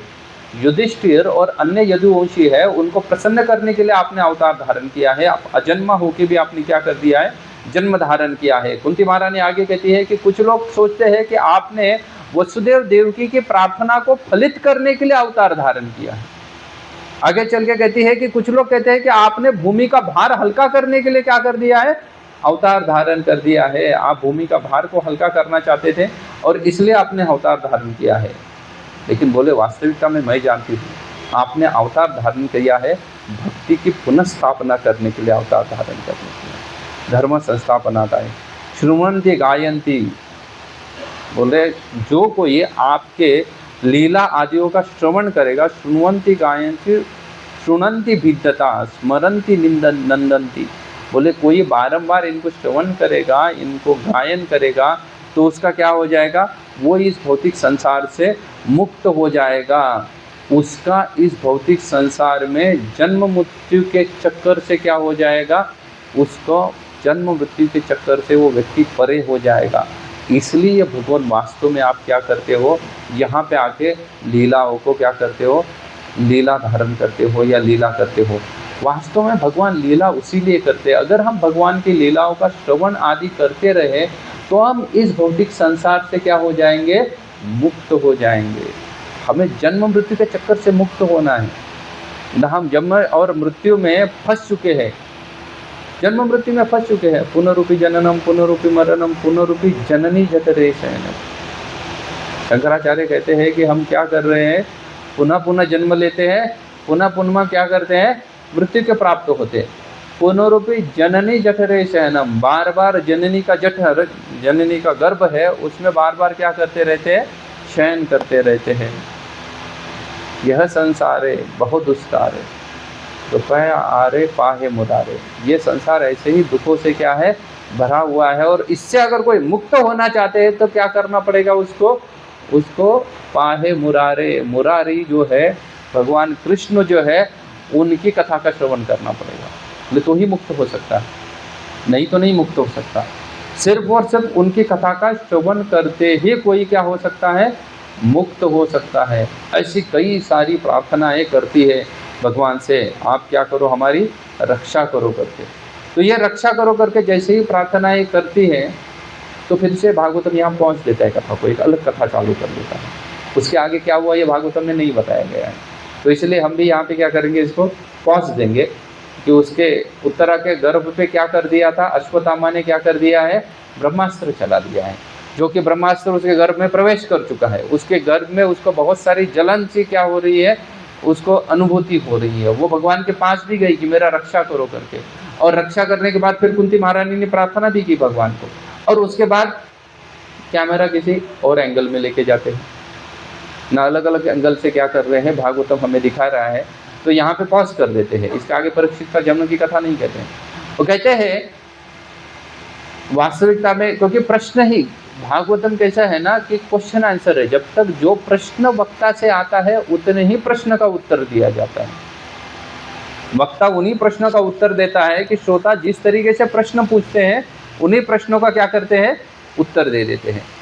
इसलिए यहाँ तक उत्तर देते हैं और फिर आगे भागवतम कंटिन्यू होता है कि युधिष्ठिर महाराज, भगवान तो निकल रहे हैं अभी, लेकिन देखते हैं कि युधिष्ठिर बड़े दुखी है।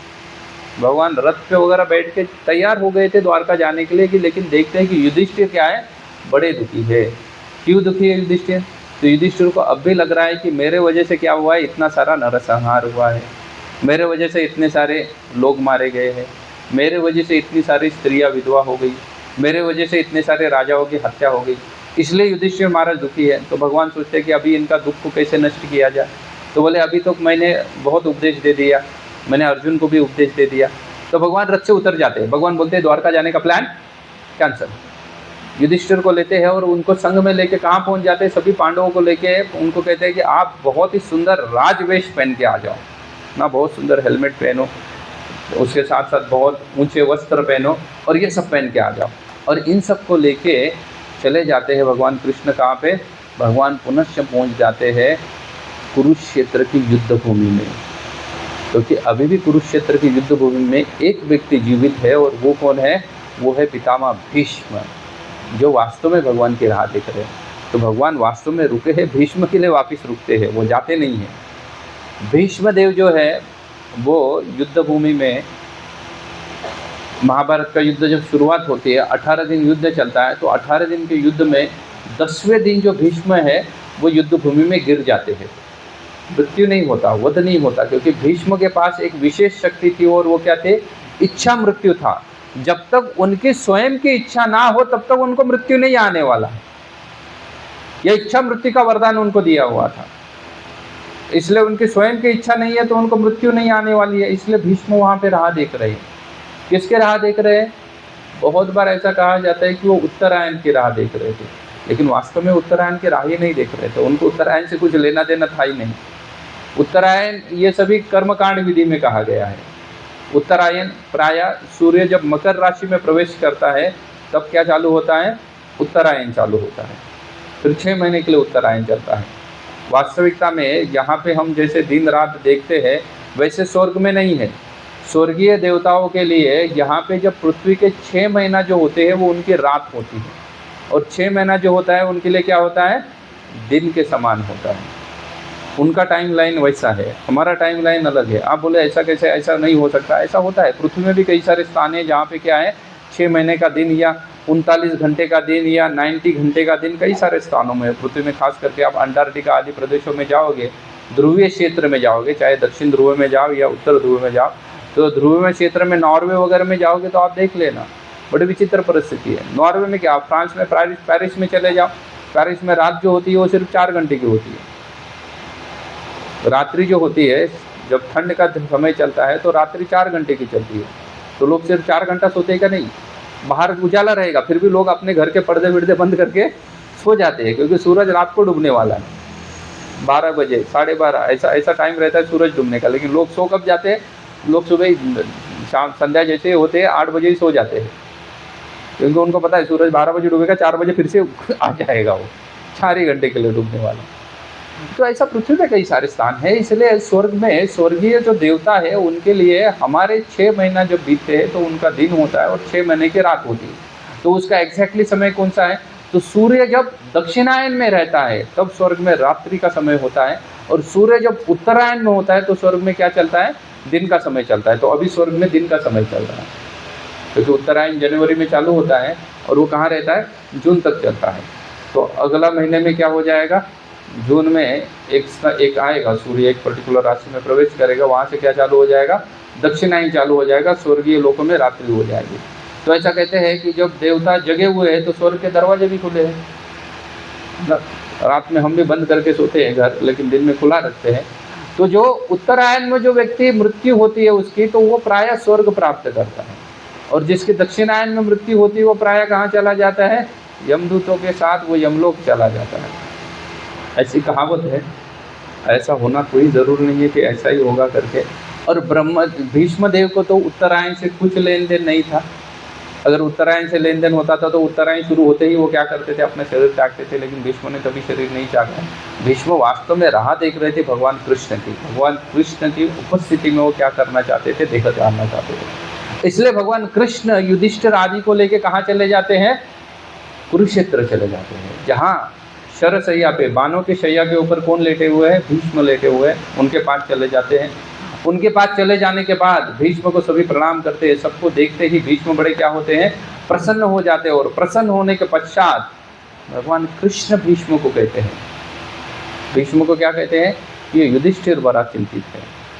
तो अभी भीष्म युद्ध भूमि में लेटे लेटे क्या करने जाने वाले हैं, प्रवचन देने वाले हैं। और भीष्म प्रवचन देने वाले इस बात की सूचना पहले ही भगवान अपने दिव्य शक्ति से सबको भेज देते हैं, इसलिए वहाँ पे हजारों लोग उपस्थित होते हैं।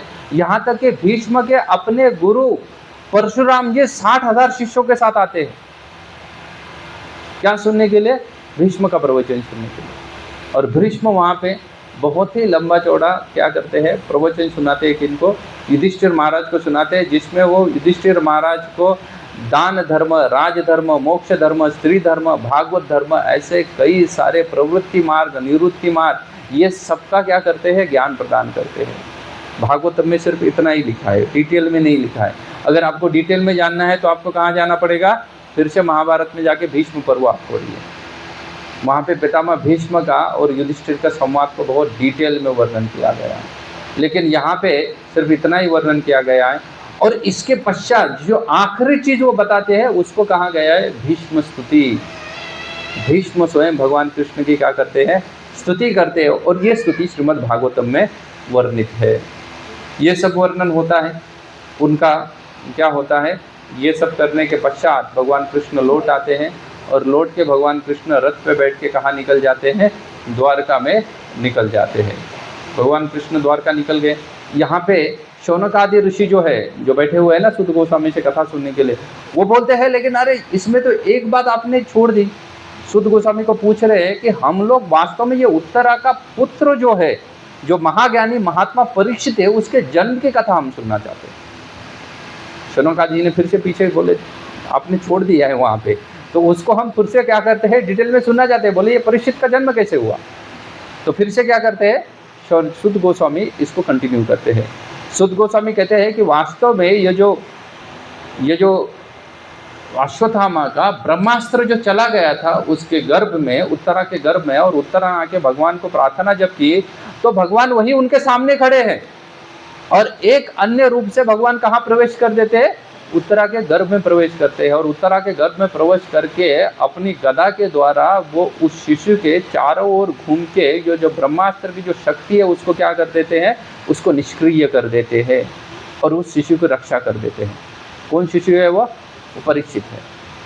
तो ये शिशु की रक्षा करते हैं। तो ये शिशु ने देख लिया कि बोले ये कोई एक, मैं तो पहले अकेला गर्भ में था, कोई बोले जुड़वा भी नहीं है कि कोई ट्विंस मेरे साथ है, लेकिन बोले ये एक चतुर्भुजधारी बोले कौन आ गया यहाँ पे, जिसके हाथ में गदा है, श्याम सुंदर रूप है, पीताम्बर वस्त्र उसने धारण किया है, मोर मुकुट उसने क्या किया है, मुकुट धारण किया है जिसमें मोर पंख लगा हुआ है। बोले ये कौन आया, और ये जो अग्नि है वो सभी अग्नि को क्या कर देता है, शांत करके अचानक से गायब कहाँ हो गया।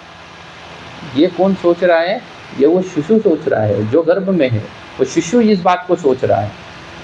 और उसके पश्चात समय आते ही उत्तरा क्या करती है, एक सुंदर शिशु को क्या करती है, जन्म देती है। वो शिशु जैसे ही जन्म लेता है तो वो जन्म लेते ही वो शिशु एक ही चीज़ को देखता रहता है, वो जो भी कोई उसके सामने आता है तो उसको वो परीक्षण करने लगता है। कैसा परीक्षण, कि शायद वो ढूंढ किसको रहा है, जिसने उसके गर्भ में रक्षा की थी, उसको भगवान के श्याम सुंदर रूप को वो ढूंढ रहा है।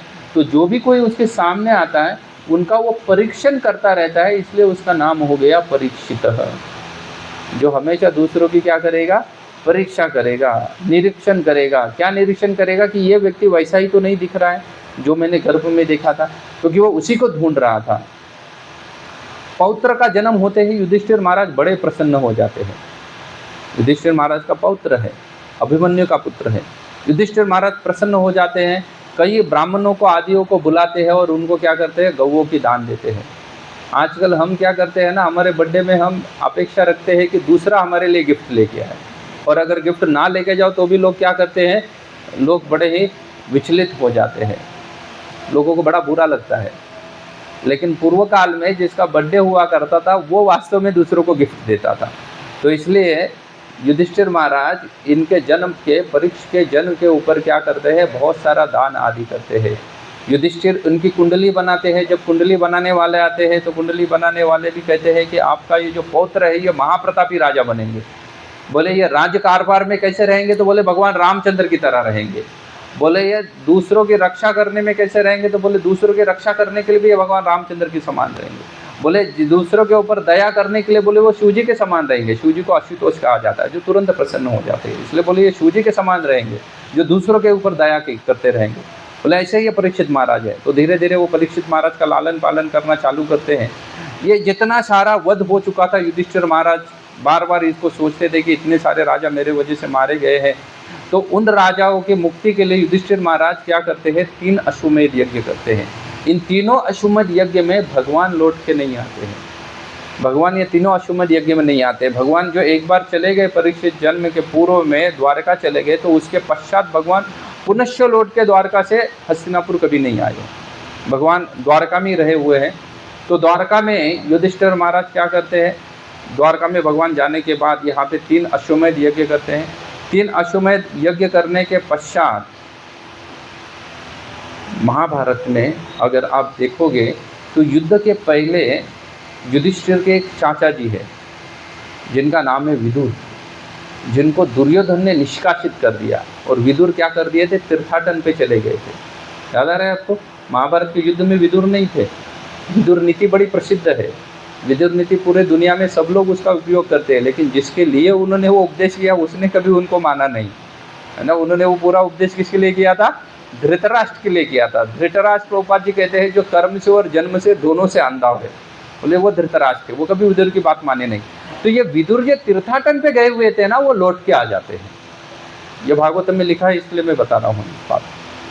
विदुर जी लौट के आते हैं और विदुर जी लौट के आने के बाद चाचा विदुर को देख के सभी पांडव बड़े प्रसन्न होते हैं। उनका बड़े ही मीठे शब्दों से उनका स्वागत करते हैं, उनको जलपान आदि देते हैं, पुष्प गंध माला आदि देके उनको क्या करते हैं, बैठने के लिए ऊंचा आसन देते हैं और उनके चरणों में बैठते हैं और पूछते हैं कि चाचा श्री इतने समय में आप कहाँ थे और आपके आगमन से हम बड़े प्रसन्न हो गए।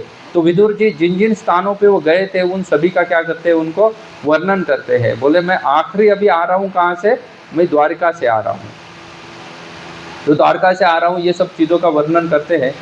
और द्वारका से जब ये आ रहे हैं तभी उसी समय में जब विदुर जी आते हैं उसी समय में, क्योंकि बहुत दिन हो गए थे भगवान कृष्ण द्वारका गए हुए, बहुत दिन से अच्छा है कि कई सारे साल बीत गए थे, लगभग 35 वर्ष बीत गए थे। इसलिए युधिष्ठिर महाराज अर्जुन को भेजते हैं कहाँ पे, द्वारिका। क्योंकि तभी तो कोई वीडियो कॉलिंग वगैरह तो था नहीं कि भाई व्हाट्सएप मैसेज भेज दिया, वीडियो कॉल कर दिया, फ़ोन कॉल कर दिया। तो उनकी सूचना प्राप्त करने के लिए कि द्वारकावासी सब कैसे है, इसलिए क्या करते हैं युधिष्ठिर महाराज किनको भेजते हैं, अर्जुन को भेजते हैं। अर्जुन द्वारका गए थे, उस वक्त अर्जुन थे नहीं, हस्तिनापुर में नहीं थे। तो महाराज के बारे में बताते हैं, विदुर आते हैं, विदुर कई सारे चीज़ों के ऊपर चर्चा करते हैं। और विदुर चर्चा करने के बाद विदुर वास्तविकता में आए किसके लिए थे, वो पांडवों को मिलने आए ही नहीं थे। विदुर आए किनके लिए थे, विदुर आए थे वास्तविकता में ये धृतराष्ट्र के लिए। विदुर जी आके धृतराष्ट्र को बड़ा लंबा चौड़ा लेक्चर सुनाते हैं। धृतराष्ट्र को कहते हैं कि तुम्हारे सबके सब 100 के 100 पुत्र मारे गए हैं, जिसने तुम्हारे पुत्रों को मारा उन्हीं के क्या है, फेंके हुए टुकड़ों पे तुम पल रहे हो और अभी भी तुम राज्य से बड़े आसक्त हो। क्योंकि विदुर ने क्या देखा है कि महाभारत के युद्ध के पश्चात जो धृतराष्ट्र है उसका केयर टेकर किसको बनाया गया था, तो वो भीम को बनाया गया था। और भीम ने ही क्या कर दिया था, धृतराष्ट्र के 100 पुत्रों को वध कर दिया था। तो वो कहते ये भीम के फेंके हुए टुकड़ों पे तुम पल रहे हो, तुम्हारे 100 पुत्र मारे गए, उसके पश्चात भी तुम्हें क्या नहीं है, तुम्हारे हृदय में वैराग्य उत्पन्न नहीं हुआ है। ऐसा लंबा चौड़ा भाषण या लेक्चर क्या करते हैं, विदुर जी सुनाते हैं कि इनको धृतराष्ट्र को सुनाते हैं। और धृतराष्ट्र समझ जाते हैं कि ये विदुर सच कह रहे हैं, इसलिए उसी दिन रात को धृतराष्ट्र और गांधारी को लेके विदुर क्या करते हैं, महल से निकल जाते हैं। महल से निकल के उनको लेके सप्तऋषि की प्रसन्नता के लिए गंगा ने क्या किया था, 7 द्वीपों का निर्माण किया है। ऐसा एक स्थान है, उस स्थान पे क्या करते हैं, इनको लेके जाते हैं। उसको सप्तदेश भी कहा जाता है। अभी हम उसको सुंदरबन डेल्टा विल्टा कहते हैं, लेकिन उस वक्त इसको सप्तदेश कहा जाता था क्योंकि 7 भागों में गंगा विभाजित होगी। अभी तो शायद ज़्यादा भी हो सकता है, क्योंकि 5000 वर्ष बीतने की वजह से कई सारे चेंजेस आ गए होंगे। लेकिन विदुर यहाँ इनको सबको लेके कहाँ पहुँच जाते हैं, उस स्थान पे पहुँच जाते हैं। उस स्थान पे पहुँचने के पश्चात धृतराष्ट्र, गांधारी, ये सभी क्या करते हैं, अपने नित्य क्रम में लग जाते हैं, भगवान के ऊपर ध्यान केंद्रित करते हैं। और ध्यान केंद्रित करके क्या करते हैं, अपने शरीर से अग्नि प्रकट करते ही वहीं पे ही वो अपने शरीर को त्याग देते हैं। ऐसा धृतराष्ट्र का अंत हुआ है। उनको लेके जाते हैं। और ये जो अर्जुन द्वारका गए हुए थे वो तो काफ़ी दिन हो गए, वो तो क्या नहीं हुए हैं, लौट ही नहीं रहे थे। जब अर्जुन लौट नहीं रहे ये देख के युधिष्ठिर बड़े चिंतित हो गए। काफ़ी दिन हो गए अर्जुन लौटे नहीं हैं। और वो एक दिन इसकी चर्चा भीम के साथ कह रहे थे कि अर्जुन बहुत समय हो गया द्वारका गए हुए, अर्जुन अब तक लौटे नहीं है। उतने में अर्जुन पहुंच जाते हैं। अर्जुन जब द्वारका से लौट के पहुंचते हैं तो लगता है कि अर्जुन बड़े ही क्या है, दुखी खिन्न अवस्था में आए हुए हैं। तो उनकी ये खिन्न अवस्था देखते ही क्या करते हैं, युधिष्ठिर महाराज उनको कई सारे प्रश्न पूछते हैं कि बोले आपका ये चेहरे का रंग क्यों उड़ा हुआ है, आपसे कोई ऐसा कार्य घटित हो गया जो क्षत्रिय उचित ना हो, आपने कोई अधर्म कार्य कर दिया, या आप किसी की रक्षा करने में क्या नहीं हो पाए, सक्षम नहीं हो पाए हो, ऐसा कुछ घटित हुआ है। तो अर्जुन की अप्रसन्नता देख के युधिष्ठिर कई सारे प्रश्न उनको पूछते हैं। और अर्जुन फाइनली उनको कहते हैं कि वास्तविकता में क्या हुआ है, वास्तविकता में भगवान कृष्ण जो है वो क्या कर दिए है, कृष्ण स्वधाम उपगते, उन्होंने ये धरती को छोड़ दिया, अपने लीला समाप्त कर दी और कहाँ चले गए, अपने धाम लौट चुके हैं। जैसे ही युधिष्ठिर इस बात को सुनते हैं कि कृष्ण ने क्या कर दिया है, अपने धाम में चले गए हैं, अपने धाम को लौट चुके हैं, तो ये सुनते ही युधिष्ठिर महाराज और कुछ नहीं करते हैं। युधिष्ठिर महाराज तुरंत अपने पौत्र परीक्षित को क्या करते हैं, राजगद्दी पे बिठा देते हैं। परीक्षित का राज्याभिषेक करते हैं और किसी को कुछ कहे बिना संन्यास ग्रहण करके उत्तर दिशा की ओर चलने लगते हैं। युधिष्ठिर का ये आचरण देखते हुए बाकी पांडव, भीम, अर्जुन, नकुल, सहदेव और द्रौपदी, ये सभी भी क्या करने लगते हैं, उनका ही मार्गानुगमन करने लगते हैं, उनके साथ ही कहाँ चलने लगते हैं, उत्तर दिशा में चलने लगते हैं। यहीं पे पांडवों का अंत है। पांडवों ने क्या कर दिया, हस्तिनापुर का राज्य जो है किसको दे दिया, परीक्षित महाराज को दे दिया। अभी परीक्षित महाराज राजा बने वास्तव में, अभी परीक्षित राजा बने तब लगभग 35 साल के थे, तो राजा बने हुए हैं। और पांडव कहाँ निकल गए, पांडव उत्तर दिशा की ओर निकल गए। और फिर हम सब ने सुना होगा महाभारत में इसमें लिखा है, पांडव उत्तर दिशा में कहाँ भी यात्रा करते हैं, तो स्वर्गारोहिणी की यात्रा करते हैं। स्वर्गारोहिणी नामक ग्लेशियर है, आज भी वो पर्वत है। वैसे तो हिमालय में सबसे ऊंचा पर्वत जो है वो तो माउंट एवरेस्ट है, K2 कहते हैं उसको, जो अभी भारत में नहीं है, नेपाल में आता है माउंट एवरेस्ट। लेकिन वो ऊंचा होने के बाद भी उसके ऊपर कई सारे हजारों लोग क्या करती गए, उस शिखर के ऊपर चढ़ चुके हैं। लेकिन कुछ पर्वत है, जैसे पांचाली पे एक पर्वत है, फिर ये स्वर्गारोहिणी है, इसके ऊपर आज तक कोई गिरियारोही ऊपर नहीं गया है। Nobody yet claim that all शिखर्स। तो ये जो पर्वत है उसको स्वर्गारोहिणी पर्वत कहते हैं, स्वर्गारोहण कहते हैं। ऐसा कहा जाता है कि ये जो स्थान है वहाँ से दुनिया एक अलग डायमेंशन में परिवर्तित होती है और वहाँ से कोई भी व्यक्ति पैदल ये कहाँ पहुँच सकता है, स्वर्ग में पहुँच सकता है। तो इनको सबको स्वर्ग जाना था, इसलिए सभी पांडव क्या करते हैं, स्वर्गारोहिणी की ओर उत्तर दिशा में चलने लगते हैं। ये स्वर्गारोहिणी पर्वत कहाँ है, तो आप में से कितने लोग बद्रीनाथ गए हुए हैं? बद्रीनाथ धाम तो बहुत सारे नहीं, कुछ लोग ही है, लेकिन बद्रीनाथ धाम चले गए हैं। तो अगर आप बद्रीनाथ चले गए होंगे तो बद्रीनाथ से ही आगे क्या करते हैं, स्वर्गारोहिणी के लिए रास्ता जाता है। लेकिन स्वर्गारोहिणी ग्लेशियर पे कोई नहीं जाता, उसके पूर्व ही क्या आता है, सतोपंथ करके एक जगह आती है, वहाँ तक लोग जाते हैं। सतोपंथ एक नामक कुंड है, त्रिकोणीय आकार का कुंड है, उस कुंड में तक लोग जाते हैं और स्नान करके आते हैं। वहाँ तक भी सब लोग नहीं जाते, प्राय 99.99% लोग कहाँ से लौट के आते हैं, वो लौट के आते हैं सिर्फ बद्रीनाथ से ही, क्योंकि वहाँ से आगे 3 दिन की मतलब 2 दिन की खड़ी चढ़ाई है, 2 दिन चल के जाने के पश्चात आप कहाँ पहुँचोगे? सतोपंथ में पहुँचोगे। हड्डी गलाने वाली ठंड होती है गर्मी के सीज़न में। ठंड के सीज़न में तो कोई जाता ही नहीं है उस तरफ, लेकिन गर्मी के सीज़न में भी कैसी ठंड रहती है कि हड्डी को गला दे, ऐसी ऐसी भयानक ठंड रहती है। गुफा में रहना पड़ता है।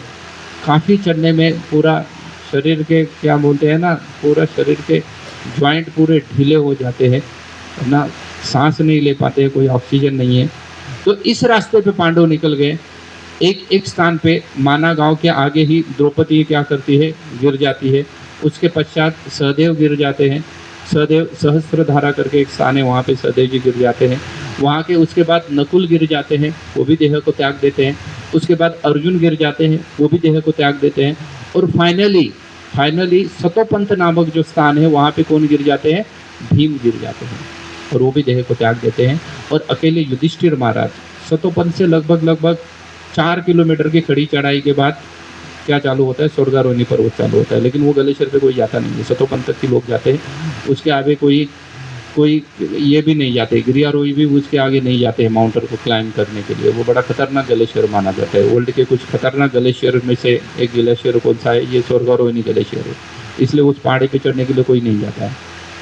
लेकिन तब युधिष्ठिर महाराज कहाँ पहुँचे थे? वहाँ पे ऊपर जाके वो स्वर्ग में चले गए थे। तो यहीं पे पांडवों का क्या होता है? पांडवों का चैप्टर खत्म हो जाता है।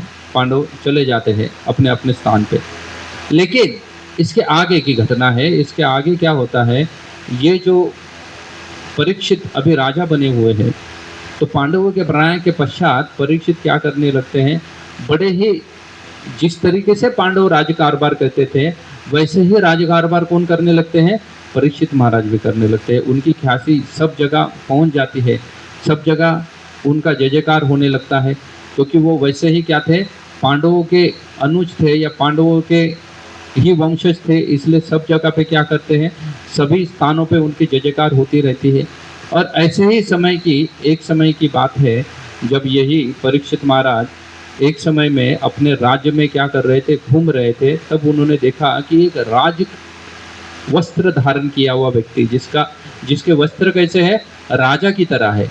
लेकिन वो क्या कर रहा है? वो एक बैल और गाय के जोड़े को क्या कर रहा है?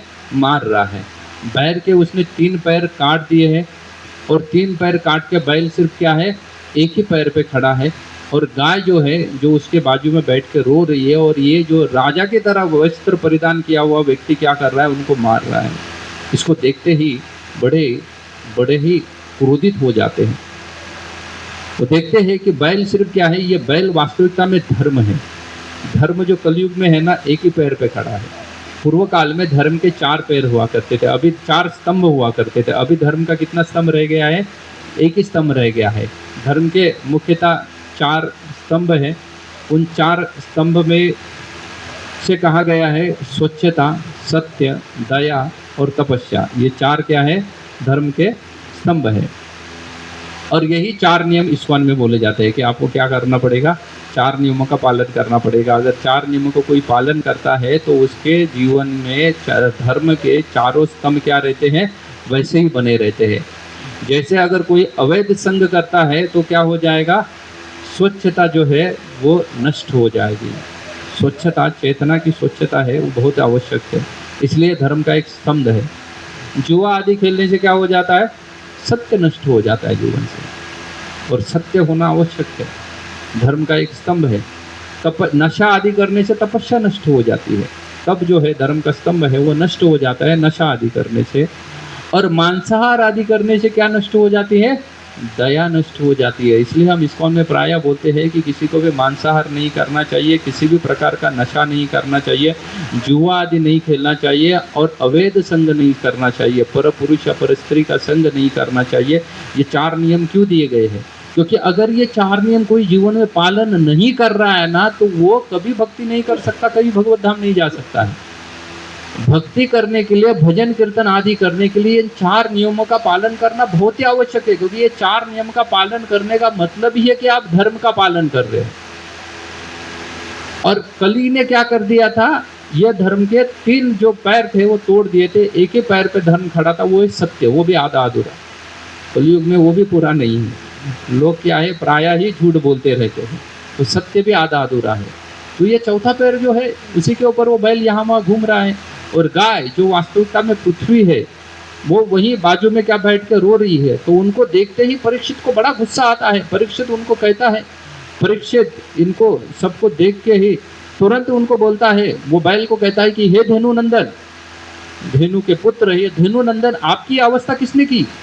मैं बोले अभी तक क्या हुआ है, अर्जुन का जो वंशज है, मैं परीक्षित अभी तक जीवित हूँ, और मेरे राज्य में अगर कोई पशु के साथ, कोई गाय या धेनु नंदन के साथ कोई ऐसा व्यवहार करे तो डेफिनेटली क्या है, वो क्या है, मृत्यु का पात्र बन जाता है। मैं उसका तुरंत वध कर दूंगा। ये सोच के वो अपना धनुष्य वगैरह लेते हैं, और देव सोचते हैं कि ये जो व्यक्ति जो बाजू में खड़ा है, जो कि राजा की तरह वस्त्र पहना हुआ है, लेकिन वो राजा की तरह दिख नहीं रहा है, बड़ा ही क्या है, काला कलूटा सा है। लेकिन वस्त्र कैसे पहने उसने? राजा की तरह पहने हैं, क्षत्रिय जैसे वस्त्र पहने हुए हैं। लेकिन वो गाय की रक्षा करने के बजाय उसने क्या कर दिया है, उनके पैर काट दिए। बड़ा गुस्सा आता है। और ये व्यक्ति दूसरा तीसरा कोई नहीं था। ये कौन था? ये वास्तविकता में कली है। परीक्षित महाराज जैसे ही कली को मारने के लिए तैयार हो जाते हैं तो कली क्या करता है, परीक्षित का गुणगान गाने लगता है। बोलते हैं आप तो क्या है, आप जैसे धर्मात्मा को ये शोभा नहीं देता कि आप तुरंत मेरा वध कर दो। आपको पहले क्या करना चाहिए, आप जैसे धर्मात्मा को पहले तो मेरी बात भी तो क्या करनी चाहिए, सुननी चाहिए। मेरी बात भी तो सुनो। बोले मैं कली हूँ, ये मेरा समय है, और मैं आपके राज्य में आया हूँ, मैं आपसे आश्रित हूँ। मैं आपके राज्य में आके आपके ऊपर ही आश्रित हूँ, कहाँ जाऊँगा मैं आपके शरण में आया हूँ, इसलिए आप क्या करो, मेरी रक्षा करो, रक्षमाम। क्षत्रिय का एक कर्तव्य होता है कि अगर कोई उसके रक्षा कभी करने के लिए बोलता है तो उसको क्या करता है, उसको जीवन दान देता है। इसलिए वो क्या करते हैं, उसको जीवन दान दे देते हैं। कौन देते हैं जीवन दान? परीक्षित दे रहे हैं। परीक्षित महाराज वो कली कहने लगता है परीक्षित को कि देखो ये मेरा समय है और मुझे रहने के लिए आपके राज्य में कहीं तो स्थान दे दो। परीक्षित कहते हैं कि हाँ, मेरे राज्य में तो तुम्हें रहने के लिए कोई स्थान नहीं मिलेगा। लेकिन वो कहते हैं नहीं, मुझे कोई तो स्थान चाहिए जिसमें मैं क्या कर सकता हूँ, वास्तव्य कर सकता हूँ, मैं रह सकता हूँ। तो परीक्षित महाराज सोचते हैं और उनको कहते हैं कि क्या कहते हैं, द्यूतम पानम स्त्रियम, बोलते हैं जहाँ पे मद्यपान होता हो, जहाँ पे द्यूत मतलब जुआ सट्टा आदि खेला जाता हो, जहाँ पे परिस्त्री संग कोई करता है या कोई हिंसा करता है, मांसाहार आदि करता है, बोले उस स्थान पे तुम रह जाओ। कली को ये 4 स्थान रहने के लिए देते हैं। कली को कहते हैं कि कोई मांसाहार कह रहा है उस व्यक्ति के साथ कली रह सकता है, जो क्या कर रहा है, अवैध संग कर रहा है, उसके साथ कली रहेगा, जो जुआ सट्टा आदि खेल रहा है द्यूतम, उसके साथ कली रहेगा, या जो मद्यपान आदि कर रहा है उस स्थानों पे क्या करेगा, कली को रहने के लिए परीक्षित महाराज क्या करते हैं, स्थान देते हैं। कली का ही मतलब होता है, कली जो है वो प्राय क्वारल और हिपोक्रेसी, ये 2 चीज़ें दिखाता है। हिपोक्रेसी मतलब डुप्लीकेट बिहेवियर, और क्वारल मतलब झगड़ालू। कलयुग में देखना सभी लोग कैसे है, झगड़ालू है, और कैसे है, दोगले है, एक मत वाले नहीं है, वो दोगले है, एक मत की तरह नहीं चलेंगे। सभी कलयुग में झगड़ालू है और दोगले है, क्योंकि ये कली के लक्षण है। तो कलयुग का रहने के लिए ये चांस देते हैं। तो कलयुग कहता है, बोले आपके राज्य में तो ये कोई करता ही नहीं है, तो मैं रहूँगा कहाँ पे? बोले आपके राज्य में तो ना ही कोई मद्यपान कर रहा है, ना ही कोई मांसाहार कर रहा है, ना ही कोई अवैध स्त्री संग कर रहा है, ना ही कोई द्वित आदि खेल रहा है, तो मैं रहने के लिए जाऊँ कहाँ पे? तो बोलते और एक स्थान दे दो मुझे रहने के लिए। तो परीक्षित पूछते बताओ कौन सा स्थान चाहिए? तो कहते हैं कि मैं सुवर्ण में रहना चाहता हूँ, सोने में रहना चाहता हूँ। तो कहते हैं चलो ठीक है, तुम सुवर्ण में भी रहने हो। तो कलयुग क्या है, तब कली 5 स्थानों पे रहता था। अभी कलयुग जैसे जैसे बढ़ गया तो कली मोबाइल में भी रहने लगा। पहले तो सिर्फ कहाँ तक था, ये सुवर्ण तक ही लिमिटेड था, अभी कहाँ पे घुस गया वो मोबाइल में भी घुस गया है। शायद उस वक्त अगर प्रभुपाद जब थे तो अगर मोबाइल होता था ना, स्मार्टफोन, तो प्रभुपाद जी 4 नियम की जगह 5 नियम बना देते थे। बोले मोबाइल पहले बंद करो यूज़ करना, ये कर देते थे। लेकिन खैर प्रभुपाद जी तब नहीं थे। तो इन स्थानों पे कली को रहने के लिए किसने परमिशन दे दी है? परीक्षित महाराज ने परमिशन दे दी है।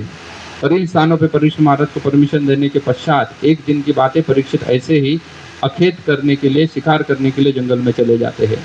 जंगल में चले जाने के पश्चात वो बड़े ही रास्ता भटक जाते हैं। रास्ता भटकने के पश्चात उनको बड़ी क्या लगती है, भूख प्यास आदि लगती है। तो भूख प्यास आदि लगने की वजह से वो यहाँ वहाँ कुछ ना कुछ ढूंढने लगते हैं और ढूंढते ढूंढते वो कहाँ पहुंच जाते हैं? शमीक ऋषि के आश्रम में पहुंच जाते हैं। शमीक ऋषि तब ध्यानस्थ बैठे हुए थे। शमीक ऋषि के आश्रम में पहुंचने के बाद परीक्षित महाराज कई बार गुहार लगाते हैं, लेकिन शमीक मुनि का जो ध्यान है वो टूटता नहीं है। तो इससे परीक्षित महाराज बड़े क्रोधित हो जाते हैं और परीक्षित क्या करते हैं? देखते हैं बाजू में एक मरा हुआ सर्प, क्या करते हैं? शमीक ऋषि के गले में क्या करते हैं? लटका देते हैं और वहाँ से चले जाते हैं। वहाँ से परीक्षित महाराज चले जाते हैं। अपने नगरी में पहुँचने के बाद जैसे ही वो अपना मुकुट है ना, क्योंकि सुवर्ण में कल ही रहता था, वो मुकुट उनका सोने का था, तो उसको उठा के जब वो नीचे रखते तो उनको सोचने लगते कि मैंने गलत किया। वो ऋषि जो है वो किस में बैठा था? वो तो ध्यान में बैठा था और मैंने गलती से क्या कर दिया? उसके गले में सांप जो है उसको डाल दिया, तो मैंने गलती से कर दिया। लेकिन ये जब परीक्षित महाराज सोचते हैं तो परीक्षित महाराज को बड़ा दुख होता है। लेकिन वहाँ पे क्या होता है? इस ऋषि में शमीक ऋषि का एक लड़का है जो कि नादान है, बालक है। तो उसको उसके दोस्त जाके बोलते हैं कि एक राजा आया था तुम्हारे घर पे और उसने क्या कर दिया? तुम्हारे पिता के गले में एक मरा हुआ सांप लटका दिया है। ये शमीक ऋषि का पुत्र कुछ सोचता नहीं है और तुरंत क्या करता है? हाथ में जल धारण करके श्राप दे देता है कि किसी भी क्षत्रिय ने ये कार्य किया है, मेरे पिता का अपमान किया है, तो वो आज से 7वें दिन में उसका क्या हो जाएगा? उसका मृत्यु हो जाए। ये श्राप दे देते हैं और वो पहुंच जाता है अपने पिता के पास।